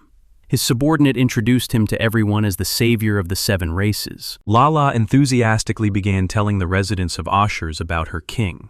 She said everyone that he was the king of Glorious Septum, and that Mr. Pepperone was the greatest hero in the world. Only, the guy felt awkward under so many titles. The girl kept going. Even after losing their country, they're trying to bring it back, powered by their incredible talents. Lala told the villagers that, as a first step, they'd come to the village of Ashirs to look for new subordinates. For Pepperone, it was hard to even call the place a village. After Lala's words, Lucy began negotiations with her villagers, Ashirs. Before long, the girl and her villagers asked the team for permission to bring everyone in the village of Ashirs under their command. Pepperone and his subordinates were stunned by Elf Lucy's request. Their eyes widened with surprise. They couldn't believe what they'd just heard. The boy asked the girl again whether every resident of the village of Ashirs would truly join him under his command. The elf Lucy agreed with him. It was true. Pepperone, of course, had assumed only 2 or 3 people would join him, but he never expected every last inhabitant to show up. In the game, he was never asked to subjugate this many inhabitants. About 60 elves were living in the village of Ashirsi. With that many residents, his settlement would rise to level 2, turning from a settlement into a village, which would be better for them. Lucy was alarmed by the boy's long silence. She thought they'd end up being a hindrance to the rescuers. Once he'd come to his senses, though, the boy didn't agree. He told them that their village of Ashirse was quite far from the current Pepperone base. Maintaining 2 villages separately would be difficult, so the inhabitants of Ashirse would have to leave their place of residence. Then he asked for their opinion. It didn't matter to them. Their village sat in a spot where it would be hard for the BBC to find them, which was why they'd managed to avoid attacks for so long. But all unsuccessful races get attacked. Hearing Elf Lucy, Lala, and Venetia speak with anger, Pepperone hesitated and awkwardly told them that the group was unpleasant, because deep down he felt trapped in it, since he was part of it in the game. Lucy went on, voice heavy with sadness. No one could help them, she said, because the other races didn't like them, and they attacked unfairly. Even if the villagers stayed here, their enemies would come back again, and it would be the end for everyone. The villagers of Ashirs were heartbroken. The village chief, Ashirs, turned to Lala and asked about Mr. Pepperone. She wanted to know whether that boy was truly the savior of the 7 weak races. To Lala, it was the truth. After all, Mr. Pepperone was a great guy for the girl. He was the only hope, rejected by everyone. The girl remembered him when he was a king. The villagers of Ashirs stared at the boy with admiration, and their thoughts began to shift. Maybe Pepperone was wonderful. They looked at him with bright, delighted eyes. For a moment, Pepperone felt awkward. The boy was baffled by how much attention they were giving him. He noticed Lala reacted to him the same way, and Pepperone seemed to believe all elves were the same. no different from one another. Lala pressed on, telling everyone that they would no longer be viewed as representatives of the 7 unsuccessful races. From now on, they were residents of Gloria Septum, the land of the 7 first-class races. Lucy listened to Lala with delight. The girl's words lit a fire in her, because with that future, they could become a first-class race, no longer a failure. Without hesitation, the girl dropped to her knees at once. She spoke to Pepperone again, while Lucy addressed him as the head of the village. Lucy bowed to him and asked the boy to lead all the inhabitants of Ashiers. Side by side with her, every villager knelt and bowed, submitting to their future master. The boy was stunned. Every resident of the village of Ashiers, having just barely shaken off the terrible incident, now stared at their saviors with hope. They yearned for a bright future for their race. Piperone was stunned. He never expected the hunt for subordinates to go this smoothly on the very first try. If things kept going like this, the country would be restored in no time, faster than when he played the game. The boy said, cheerfully and loudly, that from now on, every resident would be a member of the Kingdom of Gloria Septum and its subordinates. Lala and Phanasia smiled happily at his words. That meant he now had 62 elves at his disposal. Joyful cries rolled on and on through the village of Ashiers. Everyone was thrilled to become members of the Kingdom of Gloria Septum. 2 days later, just before Pepperone and the girls returned, it was daytime, cloudy outside, and everything at the guy's base was calm and quiet. Even before his arrival, the base's excellent architecture had already gone up. In the shortest possible time, a large number of wooden houses were raised, one after another. And during that same stretch of time, Eri, a representative of the race of wise demons, was able to conduct his research. Stacks of documents and books sat on the table, waiting for the moment when Pepperone would read them. The boy's subordinates only had to keep waiting for their king. Gus, a representative of the goblin race, looked worn out and pale. They'd finished every task Pepperone had set for them. Gus, Gobolt, and Eri stare at the empty warehouse, baffled by where it all went. Gus can't believe they managed to eat 2 weeks' worth of food in just 2 days. The king could be back any minute, he says. Gobolt urges him to calm down. Eri tells him to treat it like a test of his calm. Gus snaps, anger flashing in his eyes.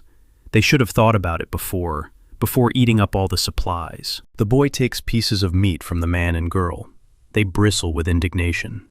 Gobolt can't help wondering whether the girl has some spell or a scientific trick to make the food supply grow. The girl snaps back that it's not magic, not any trick. The other man says they've only got a few more days before the king comes back. Gus insists they'll manage somehow, then asks, what about the new subordinates?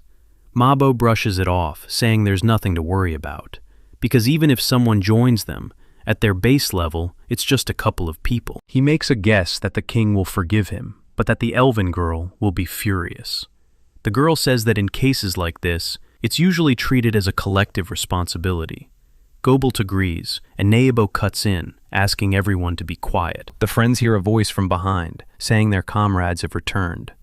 Nebo turns around and says that the moment they remembered the rest of their comrades, they came. The girl and the boys spot a crowd of elves and are stunned.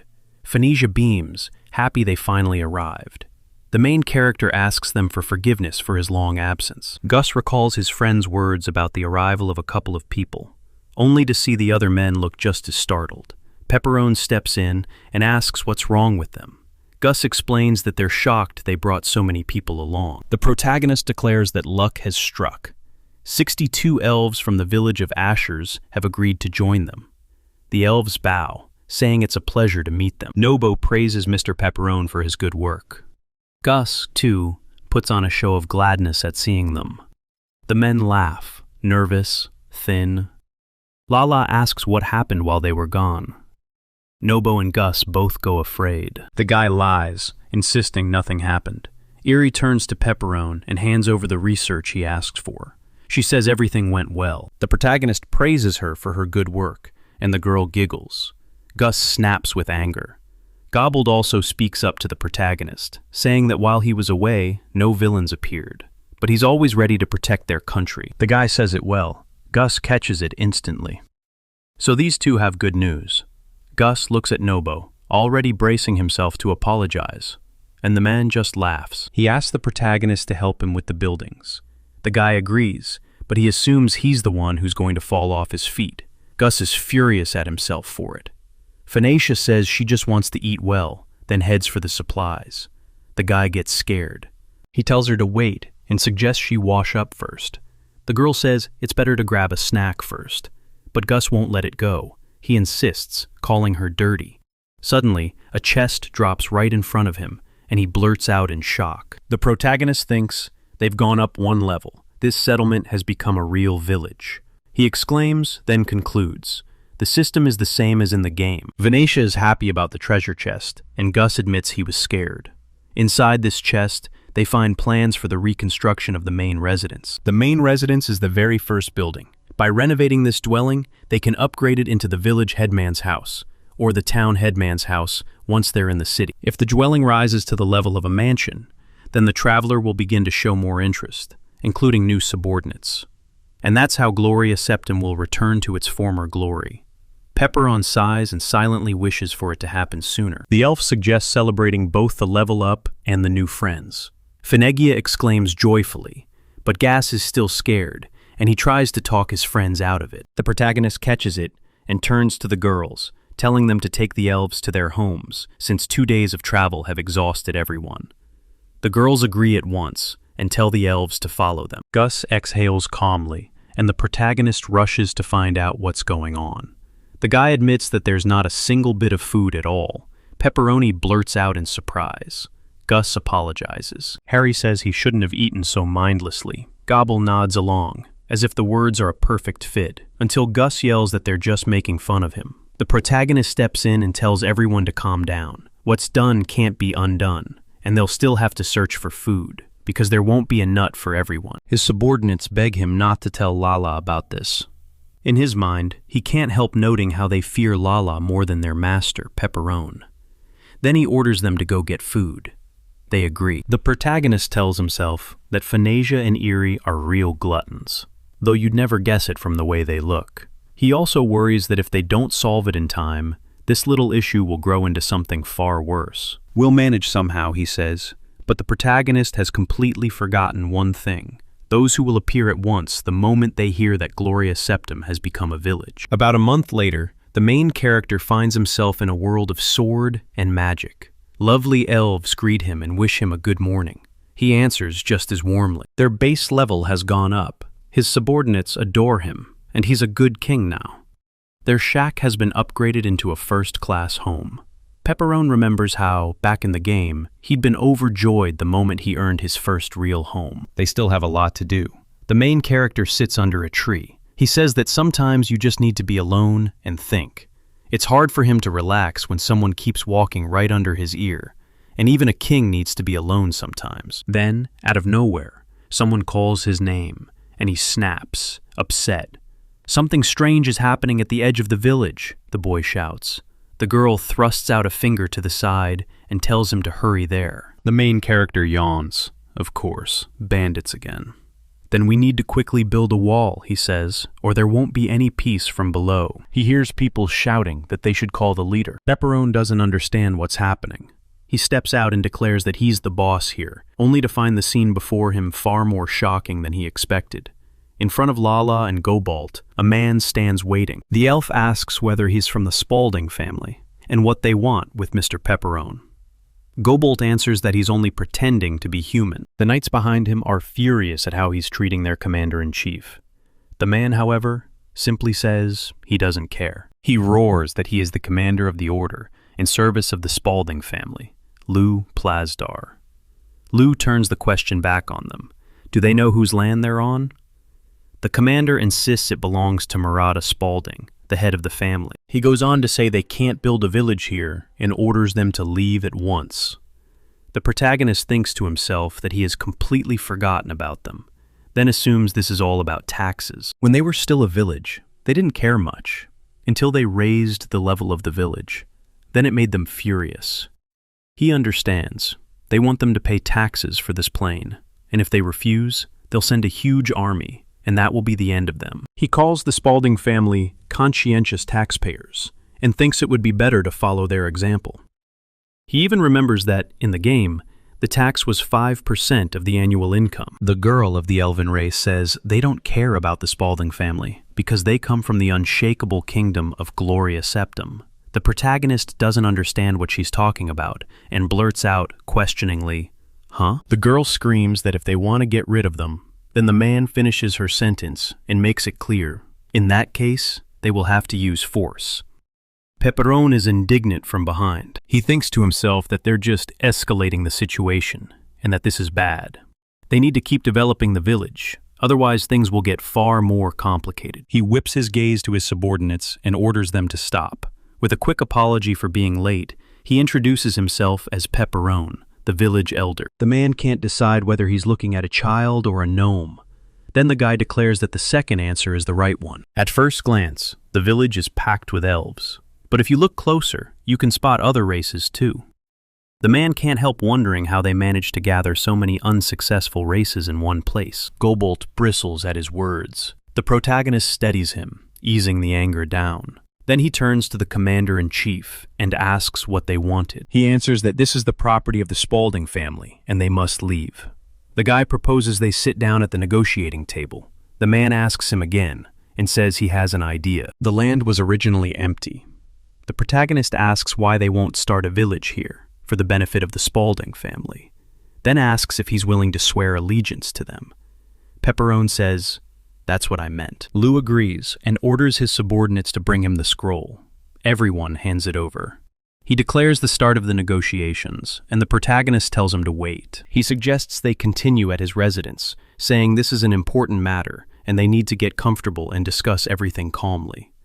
Lou agrees, then calls 2 soldiers to follow him, while the rest are ordered to wait. The protagonist tells his subordinates to wait here, because he will talk with Lou himself. Lala says Lou is going with security, so she should go with him. Pepperone answers no. He adds that during the negotiations, no one is to approach the residence, and asks that this be conveyed to everyone who isn't present. The protagonist then thanks Lala. The girl is happy, saying she understood him, his words still ringing in her head. Of course, Pepperone just doesn't want them anywhere near the negotiations, where he's clearly in a losing position. He can't afford to lose their loyalty. The man urges him to begin the negotiations, even as he points out that the only thing left for them to discuss is the tax rate. The protagonist calls it a game. Lou declares that 40% of all the harvest in this village will be paid to the Spalding family. Then, they won't attack them or drive them out of the village. Pepperone is stunned by how hard Lou demands that 40%. He muses to himself that 40% is a lot, and wonders where all the tax collector's generosity went. He asks whether there's any way to lower it. The man replies that the village is packed with inferior races, useless in war, and that they can only be put to work on agriculture. The protagonist tells himself it's all because he's weak. And sure enough, things are going badly. Pepperone says they've only just managed to fight off bandits, then nods along. Yes, they're weak. Still, they can fight. Lou snaps that weaklings are weaklings, and that they'll never be useful in battle. The protagonist's anger flares. He even has a plan to destroy them all, but he talks himself out of it, thinking it sounds like Lala's idea. He calls himself down to calm down. Outside, Lala sneezes. Eerie assumes she's sick. Then, suddenly, the protagonist gets an idea. It would be nice to have a track record to prove everything to it. He says there's some unresolved issue on the Spalding property they can sort out. He offers a bet. If they solve the problem, he'll make it worth their while. The man agrees to lower the tax rate. Lou asks what he means. The main problem is that the Air Force is a direct threat to the security of the territory, and they probably have a shelter somewhere nearby. But it's unlikely they'll be able to solve it. The protagonist asks if he's willing to lower the stakes. Once they find the location of the Air Force base and destroy them, the man asks why the protagonist is offering something he can't possibly do. The protagonist proposes a tax rate of 10%. The man doesn't understand what he's talking about. Pepperone says that if they destroy their shelter, they have to bring the rate down to 10%. The boy says that if they do that, they'll be in open contact with the BBC, risk they're willing to take, because it's worth the payoff. He asks the man how he likes the idea. Lou laughs but agrees, calling it interesting. The protagonist asks if he's being honest. He answers with a positive. He gives them a month to do it, and warns that if they fail, the tax rate will jump to 50%. Pepperone is stunned by how huge the bet is. The man says that if you act half-heartedly, just baiting them to get angry, they'll end up raiding even more. He lays it out. They're asking the weakest races to deal with them, and that means the risk is far greater than anything they'd face.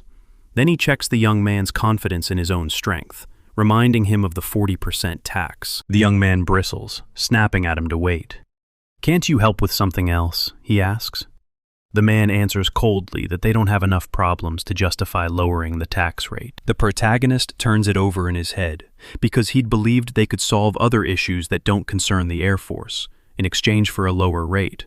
In the end, they have no choice but to move. Still, the protagonist knows that no matter what their level is, they can't destroy the Air Force shelter just like that. The man asks if he's ready. The guy asks for a minute. He'll come back later and give his answer. Lou doesn't buy it. No, he'll have to decide right here and now. The guy goes silent, then exhales. He's forced to agree, forced to accept the terms. The man tells him good luck developing his village and paying his taxes, and admits he's looking forward to hearing how things are going with the Air Force base. The boy watches the troops leave. He drops onto the bed and blurts that he has no idea how he'll explain all this to the others. Pepperone says it's all to reduce the tax from 40 to 10%. The guy insists that they'll think he's crazy, and his reputation will be ruined. He also remembers that the elves of Arshers were attacked by the Air Force before, and assumes they'll want revenge, only to realize this will look like coercion. He suggests that this could be described as a mission to liberate 7 times from the oppression of the Air Force. The protagonist lets out a heavy sigh, and the elven girl does the same. Eri asks the girl about her heavy sighs, saying it doesn't feel like her. Elphika answers that everything is fine, the demon is about to leave, and that she understands everything. Lala cuts in. Her friend asks what's wrong. Then the girl snaps that she already knows everything, and shouts that she wants to be more useful to Mr. Pepperone. Eri says that everything seems fine now. However, the girl denies it, insisting that this isn't enough. She recalls that earlier, right after the meeting with the commander-in-chief, she tried to stay with Mr. Pepperone, but he told her to leave him for a while. Lala is upset. Mr. Pepperone has problems, and she can't help him at all. Shame and disappointment gnaw at her as Eri says nothing is expected of her. The girl still doesn't understand what she's talking about. The demon insists it isn't about her, that there's always someone beside Mr. Pepperone, and that sometimes he wants to be alone, just to think. The girl tells her not to stress. When Mr. Pepperone needs her help, he'll turn to her. Elphika brightens at her words, thanking her and promising she'll stop whining and do everything in her power. Eri waves the girl after him, thinking to herself that she should have been more restrained. Lala runs forward, certain she'll keep serving him. Then she's suddenly called out. The elf girl asks what happened. The girl answers that things are bad, breathing hard. With horror etched across her face, the elf girl says her sister was kidnapped by the Air Force. The girl asks what they're supposed to do, and whether they should tell Mr. Pepper everything. Lala tells Lucy to calm down, says the king is busy right now, and asks her to let her handle telling him everything. Lucy explains that this morning, the elven girl and her friends went to play in the forest.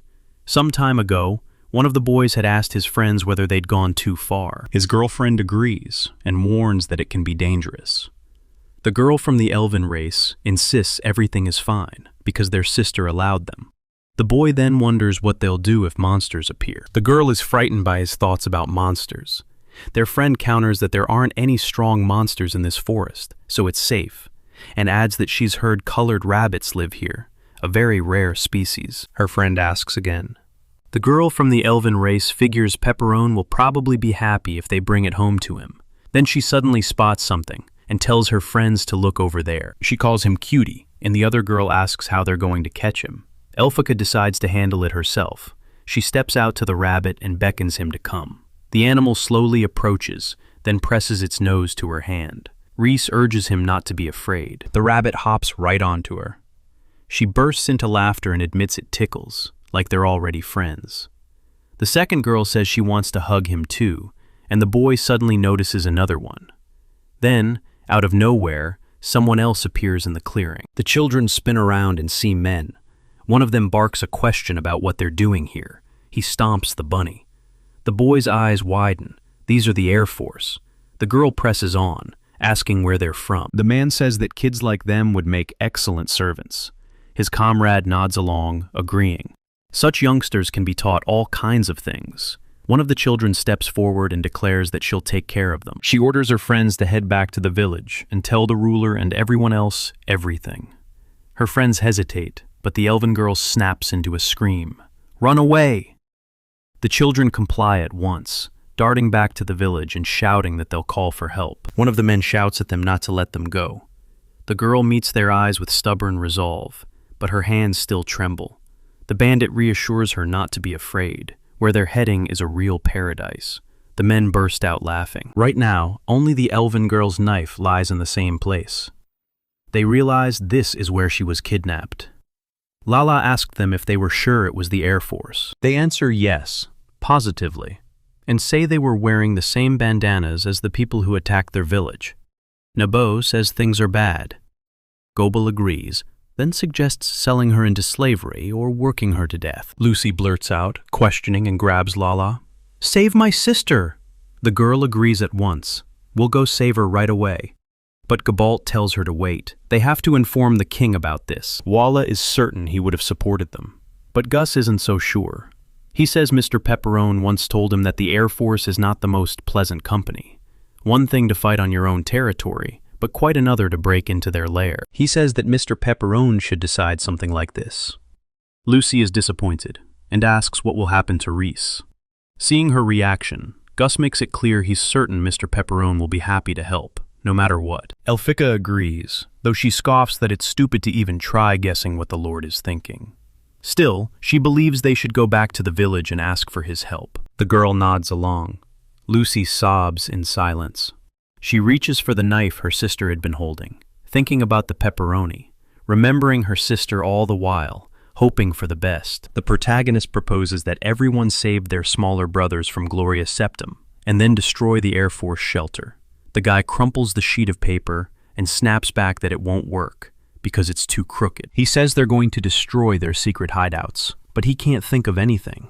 The guy suggests they should make it something pompous. Pepperone remembers Lou, and wishes he had even one word like his. He runs through the steps again, insisting that now they will destroy the Air Force shelter. The guy introduces himself as Lala, and in the same breath asks himself why they should do that. Then answers, there's no real reason. Still, they have to do it. He pictures the girl charging forward, but he can't ignore the hopelessness of it. Frustration flares. He's angry, not understanding how they're supposed to do it. Then, all at once, he spots movement outside the window. He can't figure out why it's so loud out there, and he's even more confused that everyone has gathered under his window. Lala says she knows he's busy, but tells him to talk to them about something. The protagonist assumes they've somehow found out about the tax rate, and the thought scares him.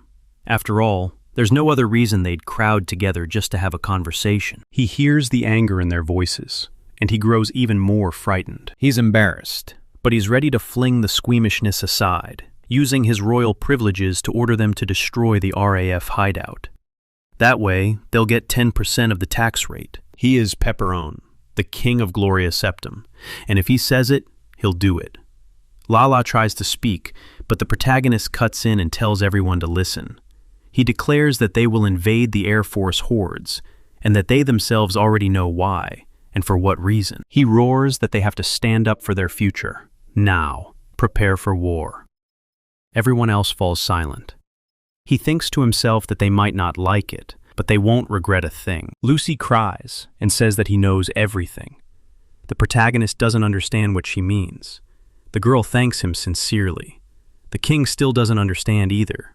Then the people shout that their king is their savior and rally behind Pepperone. Lala believes that Mr. Pepperone is right, and that they should begin preparing for war to save Reese, who was kidnapped by the Black Company.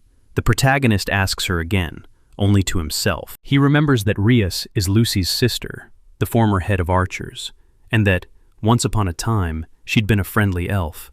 They'd even played together sometimes. The guy figures the Air Force wants to kill the girl in revenge for what happened in the village. Still, they handled every body, and the enemies weren't meant to find out they were the ones who did it. In the end, the protagonist can't help but think it's incredibly convenient. No explanations needed, and somehow his popularity has only climbed. He decides he'll call everyone to save her and destroy the Black Company base. He heads to the residence and tells them it's time to make a plan. The king orders Lala and the others to follow him, and the people agree. In the Spalding territory, within the Eliphazarid Empire, there's a place where a girl of the elven race slowly comes to herself. Her whole body aches. She remembers how the Black Company's men treated her badly. She gives in to the question of her whereabouts. Someone greets her, calling her new. The figure behind her is annoyed that they brought an elf again, and complains they could have brought a better race for once. A girl from the elven race asks where they are. The girl answers that this is the hideout of the Black Company. Rias assumes she was kidnapped too. The girl confirms it, saying they attacked her village and dragged her here. It also notes that everyone who was with her is already dead. The girl says they don't even let you rest, making you work until you're half dead, and that once you get here, you can say goodbye to the outside world. She tells the elven girl she's in hell. The girl from the elven race is scared. Rias says she needs to get out of here, but the stranger laughs and calls her stupid. She points to the chain on her leg. The girl asks who she is, and the stranger replies that if she asks about something by name, she should introduce herself first. The girl says she is serious. She introduces herself as Pan's dwarf and admits she's also from a lower race. The dwarf girl tells her to calm down, saying that soon she'll start working, and soon there'll be no time left for suffering. Reese asks what they're making her do. Pana says they're in a mine, where the Air Force is capturing people and forcing them to work for free. Then she asks Reese if she knows what a blasting rock is. Reese asks again, making it plain she doesn't know. The girl explains that it's a stone that explodes when strongly irritated, and it's often used to make weapons. It's listed as a dangerous mineral, so only a few people from Spalding are allowed to mine it. But the people from the Black Company don't care. The girl says the services are easily replaced, and here they either die in an explosion or die from overwork. Still, the dwarf girl smiles and adds that they'll have time to be friends for a while before they die.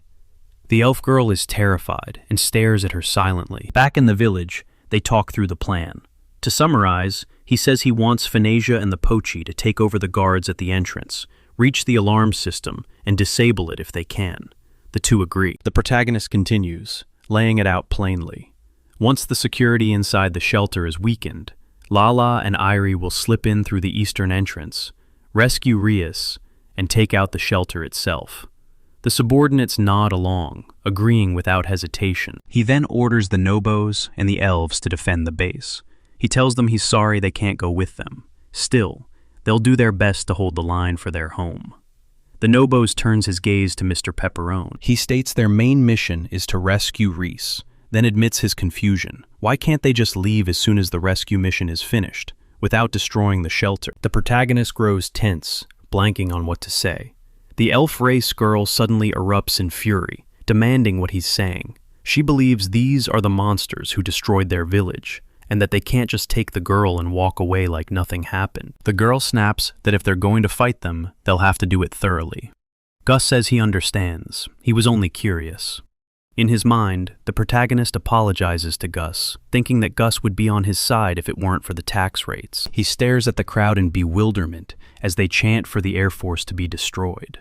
He says that if everyone is ready, they can begin, and the crowd booms back in loud agreement. At the Black Company hideout, a man declares that it's time for them to get to work. He orders the girl to get up and move, and the bandit barks at her to step forward. The elven girl's mind twists with the thought that only weak races are here, and that they've all been kidnapped. She doesn't notice her new friend, and she wonders where the dwarven girl is now. Then, without warning, an order cuts through the air. Everyone stop. The bandit tells them to let him pass. The man snaps at the girl, furious that she's watching instead of working.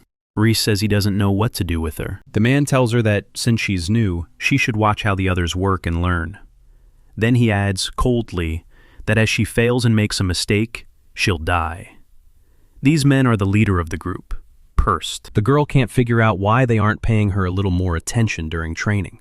She gets that she has to look for light red areas on the rocks, but she can't tell whether she's supposed to strike the dark ones or the light. She decides, at least, she'll try, and forces herself to remember, avoid the light red areas.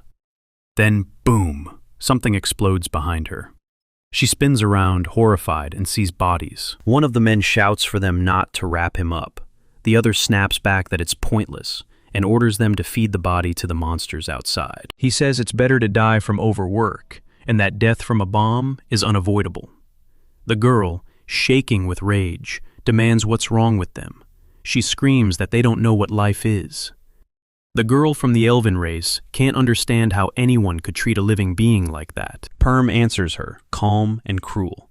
Everything is simple. They're just tools, instruments, things that can't even be sold. Nothing more than waste product. He says they're unworthy of life and tells them to go back to work. The girl is angry at him for his rudeness, snapping that they are not tools and they were never born to be used by scoundrels like him. He scoffs back, saying she's brazen, like she needs to be taught a lesson. He reaches out with his hand. Then he's suddenly called out. He turns and sees his new acquaintance, Pana. Wearing a smile, she says they'll put everything in its place for her. The man retorts that she's already gotten on his nerves. The girl smiles and reminds him that he himself said he likes it when tools know their business. I just want to give instructions, she adds. Press reluctantly agrees, then orders her to explain to the girl why she's here. The girl thinks of him as they step down a dark corridor. Rias asks her what's going on here. Pana cuts in, telling her to shut up and go. Standing near the door, she tells the girl to go inside. The girl doesn't understand, but she goes in. She spots a punishment room. The girl is thrown for a loop and blurts out what she's doing here, until the dwarf girl tells her she won't be letting her out until she can confirm she's nothing more than a working tool. Reese snaps that she shouldn't be stupid and insists she isn't a tool. The girl counters that she only has two choices: stay here and let her torture her, or lie and admit she's a tool. You're right, she says. People like to torture others. But if it comes to it, there's nothing I can do about it. The girl from the punishment room replies that she'd never label herself like that. Then the dwarf girl tells her she can't fix anything. She won't be able to convince them or get them all out of here. The elven girl disagrees, saying that if they work together, they can. But the dwarf girl understands it's impossible and says they can either listen to them and live longer or die now. Rias looks disappointed, yet admits this is just a workforce for them. The dwarf girl calls it a smart choice. Sometime later, she turns to Finger and cheerfully tells him the lesson has been learned. The man says they look too cheerful. The dwarf girl replies that Reese's nerves gave out the moment she saw the camera. Pana starts to theatrically imitate her. She grimaces, begs for forgiveness, and with fear written all over her face, swears she'll do everything she says. She immediately turns around, wears a bright smile, and says that the girl told her to do whatever he says. Reese doesn't like it. She forces a laugh and snaps that the girl is a coward, then asks who she even is. The girl stays silent at first, but then, gritting through it, says, I'm a tool. The girl from the oven race cries out. The head of the black company calls it excellent and orders her to get to work fast, carrying out her duties with dignity. He walks out and tells the lady to follow. She agrees and follows him. After a while, the dwarf girl tells the girl she's exhausted, yet she thinks the day went well, and she's happy. The dwarf girl hopes her new friend has learned her lesson. She slips a piece of bread into her hand. The girl reaches for it until Pana stops her and says Perst gave her something, so she decided to share it, since they're neighbors. The girl turns away and shrugs it off, saying she doesn't care. She doesn't need anything from him. Pana insists it doesn't matter who gave it to her. It's just bread. The girl asks her new friend why she agreed to teach her, assuming it's only because she wants to help. But the dwarf girl bursts into laughter. Elphika can't make sense of it. The girl only adds that there's no point in helping her. She was just flirting with Finger. The girl looks even more lost, unable to understand what she's talking about. The dwarf race girl explains that he's the one who runs this shelter. If he takes a fancy to her, he can pull her out of slavery in the mine and bring her here. Then all she has to do is clean up and bring food. The girl says that if you behave very well, you might even become an official member of the Air Force. The girl from the elven race blurts out in question, wondering aloud whether her friend wants to join the ranks of these monsters. The dwarf girl doesn't understand what the problem is and asks if he wants the same. The girl shakes her head and insists she doesn't want to be one of those who treat people like things. The girl says that if they keep working in the mines, they'll just explode or die from exhaustion. She can't comprehend how a girl could say something like that. The girl from the elven race snaps back that she isn't talking about this and asks if she has any pride. Suddenly, Panna remembers her past. Finger's cruel voice echoes in her head, telling her they're a workforce, ordinary servants. A picture flashes before her eyes, a little girl screaming, because the dwarves also have pride. The boy agrees, saying they won't get away with it. The man erupts into a scream, then they'll die, period. After that, the dwarf girl remembers only the screams, silent for a beat, then laughing as she says this approach won't work for them if they want to survive. The girl says that, despite being a gnome, she isn't really like Mr. Pepperone. Panna asks again, still not understanding who she means. She wonders if he is a gnome. The girl from the elven race answers, clearly, yes. The girl is certain Mr. Pepperone will come and kill them all. The gnome girl can't understand why a gnome would ever show up in a place like this. Furious, she snaps that she shouldn't mock Mr. Pepperone. Panna insists she knows the gnome's weaknesses better than anyone. Because they're a weak race, they have to be as smart as she is just to survive. The girl shouts that Pepperone is very strong. She waves Panna off, then agrees. At Pepperone's residence, the protagonist sneezes. They ask if he's okay, but he says yes, then adds that it's cool outside. Pepperone and his subordinates are ready. The protagonist calls everyone to move forward toward the Air Force shelter. 2 days have passed since Pepperone's mission, and the teams began. Lala asks the protagonist how long it will take to reach the shelter. He answers that it should be somewhere nearby. The girl hopes the elven girl is doing okay. Finegia suggests they figure out the leader with a game of rock, paper, scissors. Gobolt calls it nonsense, saying he's the team captain. He insists she definitely can't command. But Finegia snaps back that it was her who destroyed the last shelter. Lala gets furious, shouting that they should stop wasting time on stupid things and think about Rias instead. Finegia and the Gobel fall in line. About an hour before the protagonist and his company reach the hideout of the Black Company, the girl whispers to herself that she can't keep going. She hopes she'll be back with her friends soon. She's exhausted, bone-tired. Starting from the second day, Rias was forced to help with mineral extraction. The work dragged on, hard and relentless. The constant fear that she might blow herself up at any moment wore her down not just physically, but psychologically too. Suddenly, the lady says it's high time. Rias can't see what's happening. She's sitting with her back to her. The girl stands up and says she's been waiting for this moment for a long time. Behind her, someone hears a click. The dwarf girl turns around and shows her the shackles she's just removed. "I'll leave here tonight," she says. She hands her friend the keys to the cell and the shackles. The elf girl demands, "Where did you get them from?" Panna explains that she stole them from Purst. Yes, it took a lot of effort, but she managed it. The girl admits she believed she really was obeying the Air Force and just wanted to be with them. Then she laughs loudly and says she was only pretending. The dwarf girl adds that she pretended to be obedient, and that worked. At first, they started to like her. After that, they let her walk around the shelter with them, and even told her everything about the internal structure. The elf girl blurts that she wants to go with them. The dwarf girl asks her again, insisting that her new friend is exhausted, and she won't be able to drag her along by force. Rhys answers that she's not so tired she can't move. "I'm an excellent swordsman," she says, "and if a fight breaks out, she'll definitely be useful." The dwarf girl shoots back that it's a bit too confident coming from someone who's been captured and imprisoned. The girl looks a little embarrassed. A dwarf girl tosses her keys and says that if this pile includes the key to her shackles, she'll take it with her. The girl replies that they're going to escape from here, and she spells out the plan. The dwarf girl insists they must go to the registration room first. Rios doesn't get it. What kind of place is that? She explains that guard golems patrol the base, and if they're spotted, it's over for them. The girl says that if they head to the reception and register as members of the Black Company, they won't be touched. She adds that every evening, right after the lights go out, Prest and the others drink in the control room, so security is bound to slacken. The elven girl takes the shackles off her leg and breaks into joy.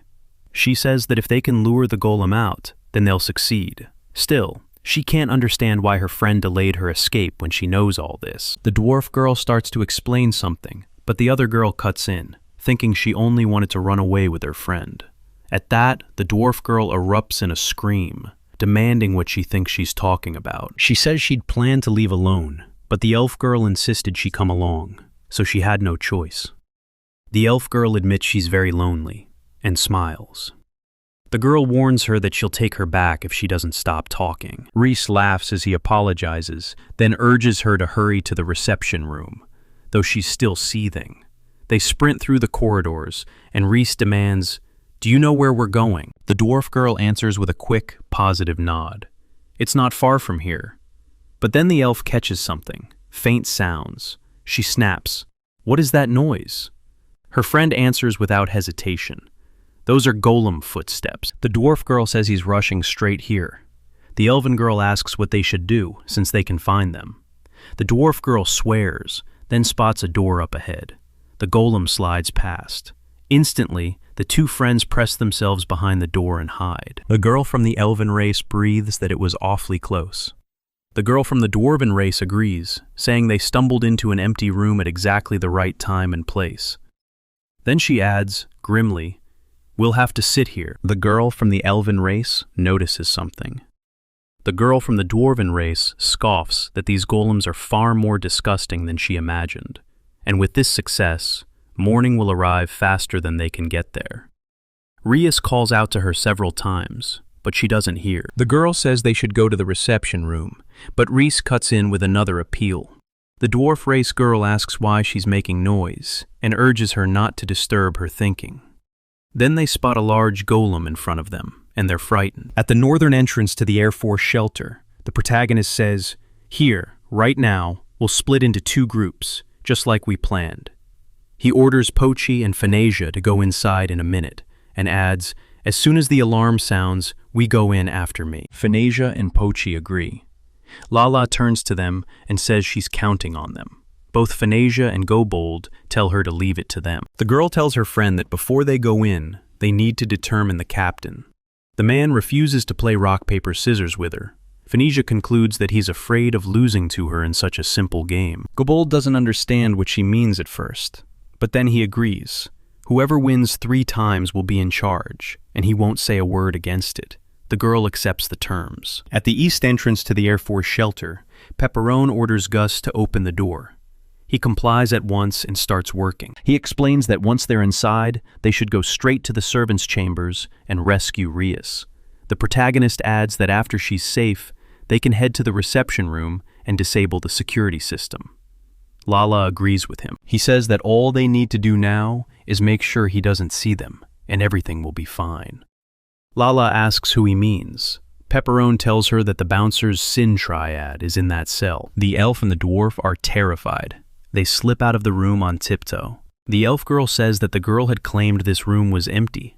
Then, she sincerely apologizes and admits she didn't know the bouncer's sin was in here. She insists that in any case, they have to get out of here, because if he finds them, that's the end of them. Suddenly, the girl spots a cockroach on the floor and starts screaming. Another girl of the elven race tries to clamp her mouth shut, calming her with, "It's just a cockroach." Suddenly, a door swings open behind them, and Bouncer's Sin steps out of the room.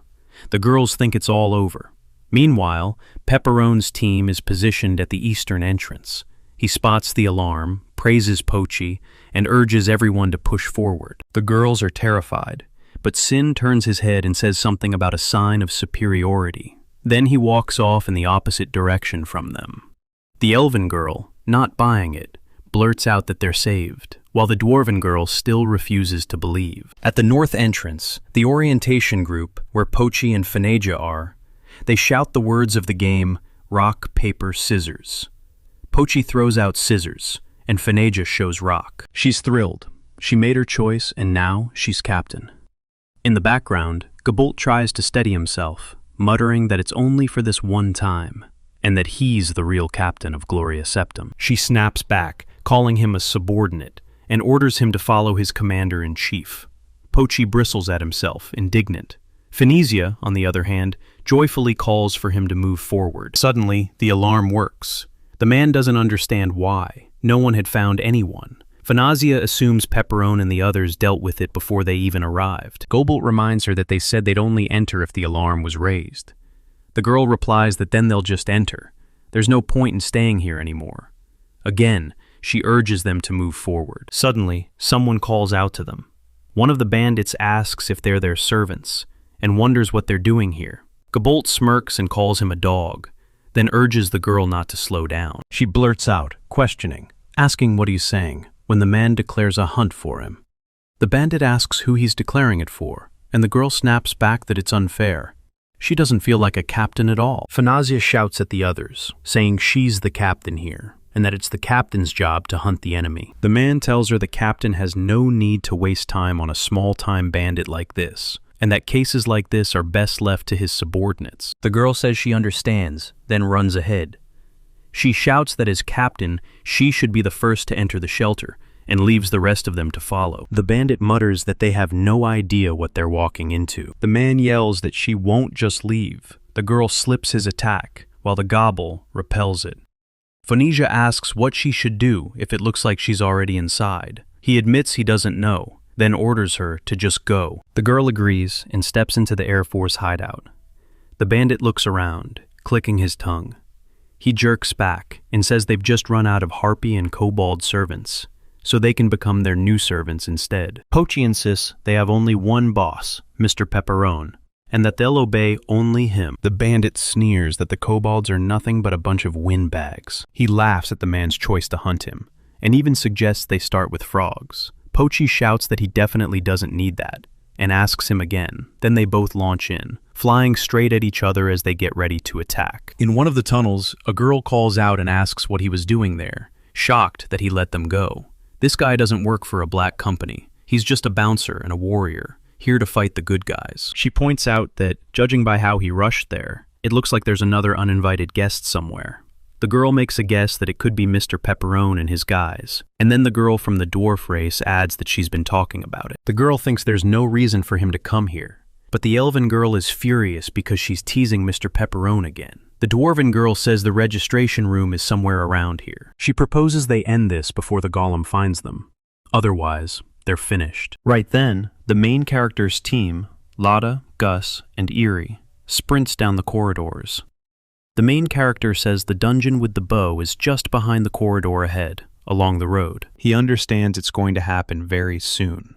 He thinks to himself that if he's the same as the hum lingering in this hall, then, all at once, the main character stops. He realizes the signs ahead are false, and that the first blow will come from behind. Sin comes in with an attack from behind, but the protagonist swats it off without even turning his head to look. The elf girl turns toward Pepperone, worry written all over her face. He tells them he can handle it himself, then orders them to get to the servants' chambers. The girl understands, and asks him to take care of himself. Shin laughs, saying he never expected someone to stop his attack from behind.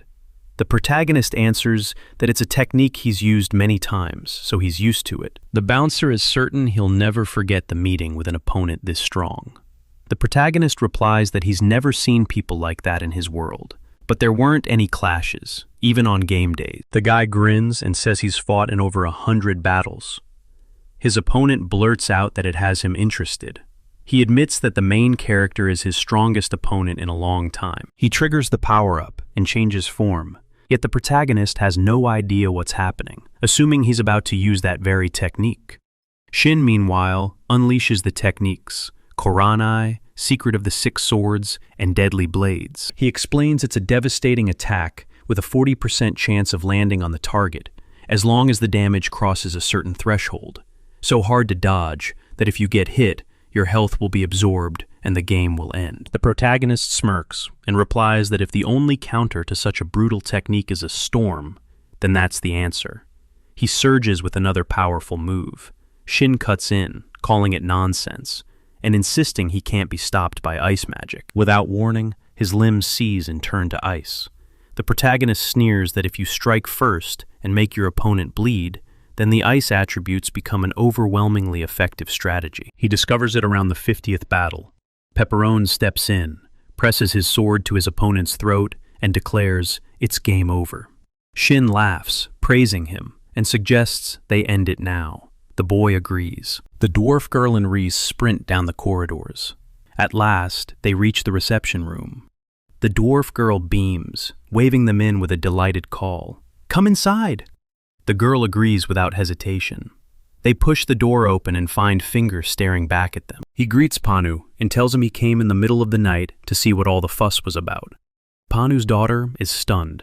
The man looks at her with equal surprise, because it was she who orchestrated everything. "Why are you here?" the dwarf girl demands.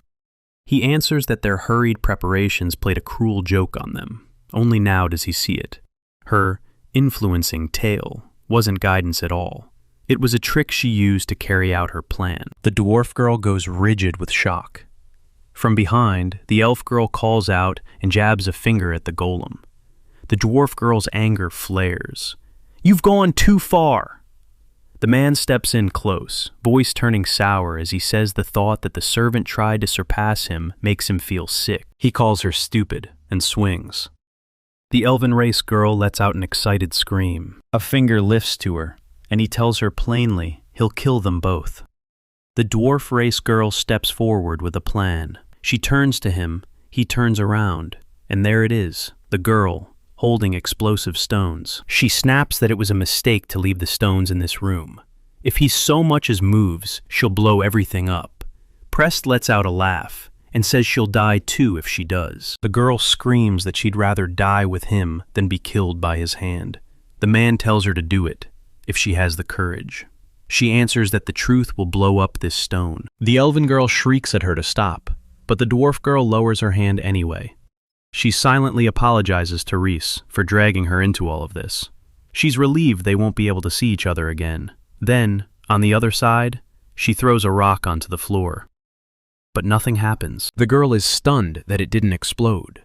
The dwarf girl is just as amazed. The man laughs and wonders whether she truly believed they weren't taking any safety precautions, even while surrounded by explosive rocks. He holds up the ring and declares, "These are their measurements.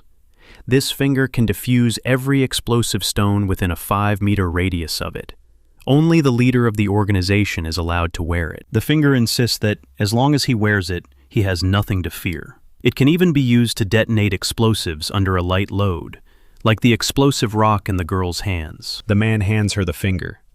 The rock explodes in her hand. The finger laughs, saying it's certainly not pleasant, yet he'd adjusted it so it wouldn't tear her arm off.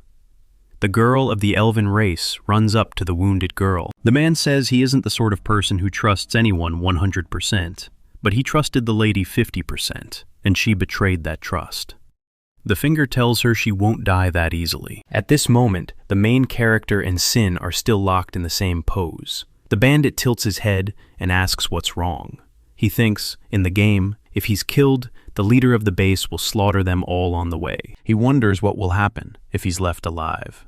After weighing every possible outcome, he can only conclude that in 9 out of 10 of them, things go very badly. He wonders whether he should rely on trial and error, since this situation is nothing like the old gaming days. The boy turns away from him and walks off. He tells himself he hasn't tried to conquer the game in a long time. Sin asks what he's doing. Pepperone cuts in, insisting he has to try something, because he isn't going to beat him. The main character says the ice will melt in an hour, and then he'll be able to do whatever he wants. The bandit doesn't understand. The guy explains that during the game, whenever he comes from behind, the other side gets scared, so he urges him to attack from the front instead. The protagonist leaves, saying goodbye first. Sin is left alone, smiling, and calls him a funny gnome. The protagonist sprints to the registration room, deciding to leave the prison to Lael and the others. Phanesia sprints down the hallway, baffled. There isn't a single enemy in sight. When she rounds the corner, her eyes catch a full prison. The girl can't help but assume Rias is somewhere in here. She tears through the prison bars, grinning as she calls out, "Is Reese here?" One of the prisoners shoots back, "Who are you?" Phanesia answers, "I'm Venesia, captain of Glorious Eptum." "Does the elf Rias know you?" she asks. The prisoner shakes her head. She isn't in this dungeon. Phanesia offers to take her, then pauses. She remembers she still has to find the dungeon's key. She weighs her options, thinking hard about where she might get it. Then she tells the girl, I'll help you. Just hang on. Why not make a passage without a key? Phanasia starts breaking into the wall. Meanwhile, Press announces it's time to end things with the couple, once and for all. We'll pick another elf friend, he says. The girl from the elven race begs, please, forgive us. The man swings at the girl and tells her goodbye. The girl from the elven race can't stop thinking about Pepperon until the main character suddenly bursts into the room. At the very last moment, he saves the girl. Everyone else is thrown into shock. The girl from the elven race exclaims with joyful relief as she turns to Mr. Pepperon. The guy is glad she's okay and apologizes for how long they took.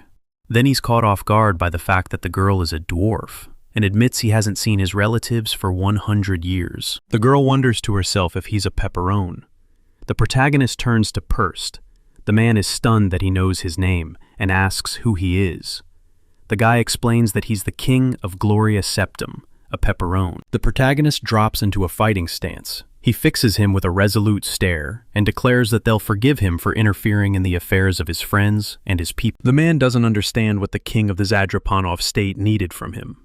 The main character says that he came to take his subject, named Rias, at the same time, to destroy him and free everyone he had captured. Finger calls him a gnome, and in a burst of rage, screams that he can only dream of something like this. He reaches out toward him. Then the protagonist cuts it off.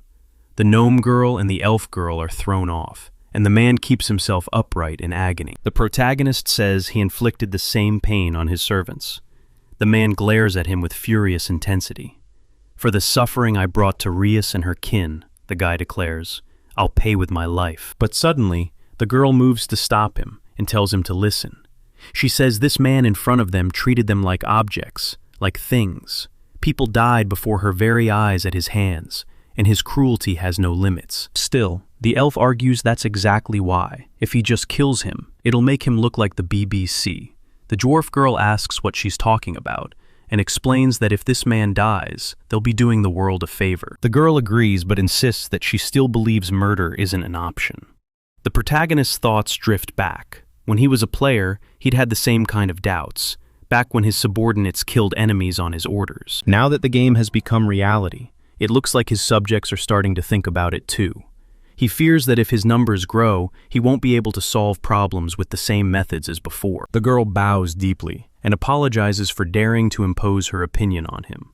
The protagonist, however, insists she's right. We are Gloria Septim, he declares. Oppressed though they may be, they must never forget mercy toward their opponents. This time, we'll spare his life at Reese's request, he says, and take him to the estate of the Spaulding family. Lala barrels down the hall with the others, demanding to know where the cages are. If they don't hurry, Reese could get hurt.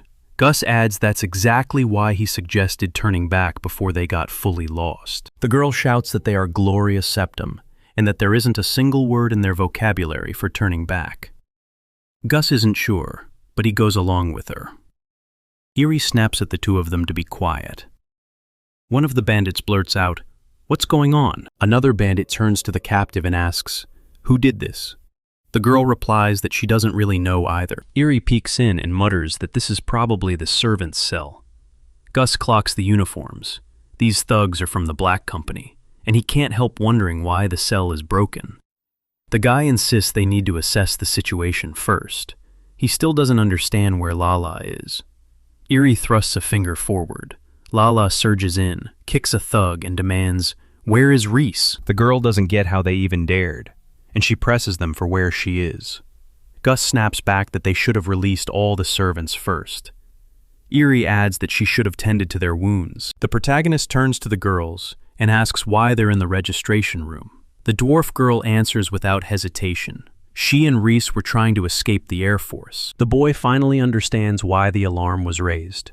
He assumes it happened because of them. The elven race girl confirms his words, and then apologizes. The protagonist tells her there's no need for apologies here. It's better this way. If we wait, both golems and Air Force forces will come rushing in, and we'll have to deal with everyone faster. He asks the girl her name. The dwarf girl asks if she's being asked a question, and introduces herself as Pana Pepperon. "Thanks, sir, for trying to save Reese." She thinks to herself that he's the same kind of dwarf as she is, yet he defeated Purse with one blow. The elven girl was right. He really is strong. And when she notices his handsome look, she blushes a little. Peveron notices she's gone red, asks if she's okay, and assumes she has a fever. The guy puts his hand on her forehead to check. The girl turns even redder, exclaiming questioningly. She says she doesn't understand what he was talking about, and that she's fine. The protagonist denies it, and says that's not what he meant. Suddenly, Purse stands up from behind. He laughs. The protagonist turns to him and spots a hand, ring gleaming in his grip. The head of the black company drawls that these weak races are precious to him, then vows he'll make the protagonist regret ever getting involved with him. The protagonist is startled to find he can move. Then fear hits as Faneja slams into him with a warlike cry. The dwarf and the girl from the elven race are utterly perplexed, and the protagonist can't help but stare at Faneja's sudden appearance here. The girl says she'd been searching for the key to the cells, and finally found it. She rushes in to hug Reese, breathless with relief, saying they couldn't find her, but she's safe now. Her happiness spills over in waves. The protagonist demands what happened to Pochi. Faneja answers without hesitation. Pochi is her subordinate, so he's small fry, while she is the commander. That's why she came here. Confusion flickers across the protagonist's face, but he nods and says he understands. The girl proudly says she slaughtered plenty of enemies on the way here, and there's only one boss left. The guy tells her the one she just defeated is the Agaturid. The girl refuses to believe him and asks again, then, at last, breaks into joy and declares that the mission is completed. Faneja asks why she's even needed here. Peña looks at her, surprised, because she's so genuinely happy. The girl of the elven race admires her and insists she's amazing. Since everything here is already done, Peperon suggests they go meet Lala and the others, and the girls agree. On the street, Gobolt complains that it's all boring, and that's why he ended up with a small fry. He sits on his fallen opponent and mutters that weak dogs whine the loudest, though even that feels like too much effort for him. He says it's time for him to check how things are going inside. In the dungeon itself, Gus asks if that's all, shocked that their friend is nowhere to be seen. The elf girl calls Reese by name, hoping she'll hear. 4 figures suddenly appear at the end of the hallway. An elven girl calls out to Lala. Lala turns, and there's Reese and Peperon. Relief flashes across her face at the sight of them. Gus then notices that Peperon has found Lucy's little sister. The protagonist says it's a long story and asks whether they've finished freeing the servants. Gus looks embarrassed and answers that they've released everyone and treated their wounds, but they haven't been fed in a long time, and it shows. The protagonist says this can be fixed and barks orders to take everyone outside first, then search the local food warehouse. He even volunteers to handle the valuables himself. The dwarf girl jabs at her own chest and says she knows this place well, since she's done all sorts of jobs here before, and cleaned it too. The protagonist tells her to come along with everyone this time. The girl just smiles and suggests they can rely on her. Lala flies into a rage. She strides up to the girl and demands how she dares to speak to Mr. Peperon like that. Just because she's the same race means nothing. The girl fires back, "I won't seduce him." The gnome girl is just as furious and shouts that she never even thought about it. The protagonist is left utterly perplexed. Then the gnome girl leads her new friends to the food warehouse, and when they step inside, they're met with a mountain of food. Phoenicia is starving, but Lala stops her. Peperon and the others bring food to the prisoners. Laughter and bright faces all around. Ace, Pochi, and the protagonist tell everyone that they'll escort Purse and the other leaders to the Spaldings. He then orders Lala, Eerie, and Phanesia to take Rias and the others straight to the village. His subordinates nod in agreement. One of the former servants tilts her head and wonders what they're supposed to do now. The protagonist tells them that from this moment on, they're no longer servants. The girl nearly bursts with joy at her newfound freedom. He adds that some of them probably have nowhere to go, and those people can go with Lala. He promises their safety without wavering. The girl from the dwarf race stays silent. The girl from the elven race turns to her and asks what happened. Nothing happened. The dwarf girl answers flatly, as if she's only thinking about what comes next. Riss urges her to go with her, asking whether she has somewhere to return to. The dwarf shakes her head, and then, because she insists so hard, declares that she has no choice but to agree. The elven girl grabs her hand and pulls her along. Gloria's Septum Village. Lucy is consumed with worry over her little sister's disappearance. A man steps in to calm her, insisting she'll be all right. Mr. Pepperone will definitely save her in the end. One of the boys turns to Nobo and tells him that someone is approaching the village. Lucy smiles through tears, while her younger sister comes running at full speed, screaming happily. Lucy's relieved she's safe, and tells her she must never wander outside the village again. The girl tightens her hug, re-apologizing for worrying her. Everyone greets her. Phoenicia hugs Eerie and Pana, saying it's so touching. Nobo can't help asking where Mr. Pepperone and the others are. Lala explains that he, Gus, and Pochi are delivering the Air Force leaders to the Spauldings. At the fortress of the Spaulding family, Todd's Lou is surprised the little commander came back so fast, then asks who this man is. Pepperone explains that he's one of the leaders of the Black Company that's been giving the Spaulding family headaches. The man blurts out in shock. He can't believe it. The protagonist replies that their shelter is located northeast of here, beneath old ruins underground. He also says that they left the remaining mercenaries in the servants' cages so they can see for themselves later. Lou still doesn't believe it and orders the soldiers to go there immediately. They agree. The man is surprised that their motley village could actually manage it in such a short time. The protagonist asks whether he'll lower the tax to 10%. Lou answers yes, confirming it. And besides lowering the tax, Pepperone has brought him a very valuable gift. He wants to hear what Purst will tell him about the BBC. He's furious. Pepperone says that in that case, he has to go, and urges him not to forget about the tax. Lou turns to Mr. Pepperoni and thrusts out his hand, hoping, really hoping, he'll keep serving the Spaulding family. The protagonist nods along and agrees, and the two of them clasp hands. Outside, Gas beams, relieved that their Mr. Pepperoni has come back. He praises him without hesitation. Pepperone answers that they've already reached an agreement, so now they can return. Pochi can't help but wonder aloud whether it might have been boring for them to bring everyone here. The protagonist flushes with embarrassment and blurts out, caught off guard. Gus explains it to him. Unlike in the past, their village is still part of the Spaulding family's holdings, and because they passed on information about the trouble in their territories, things are better for them now. Gus asks Mr. Pepperone if he's right, and he replies, yes. Gobolt counters that it's just too difficult for him. The protagonist thinks to himself, Gus saved him. If this keeps up, the Spaulding family will start trusting them more, and they'll be able to expand their territory. Still, it won't be as simple as it is in the game. The state affairs will be messier, more tangled than game mechanics ever are. Gobolt is thrilled that their ranks of subjects have been replenished by almost 100 people. And Gloria Septim's combat squad will still be reborn, because he'll train them so intensely that it won't feel like just a little. Gus throws his hands behind his head and remarks that most of the goblins are already here. If they form a squad for secret missions, then he could be useful. Pepperone agrees that expanding the territory matters. But before that, they need to think about military power. In his view, pushing outward and luring residents is pointless if they only have 7 military forces, divided into 2 groups, those who train the villagers and those who go searching for books on magic, and they can optimize their activities.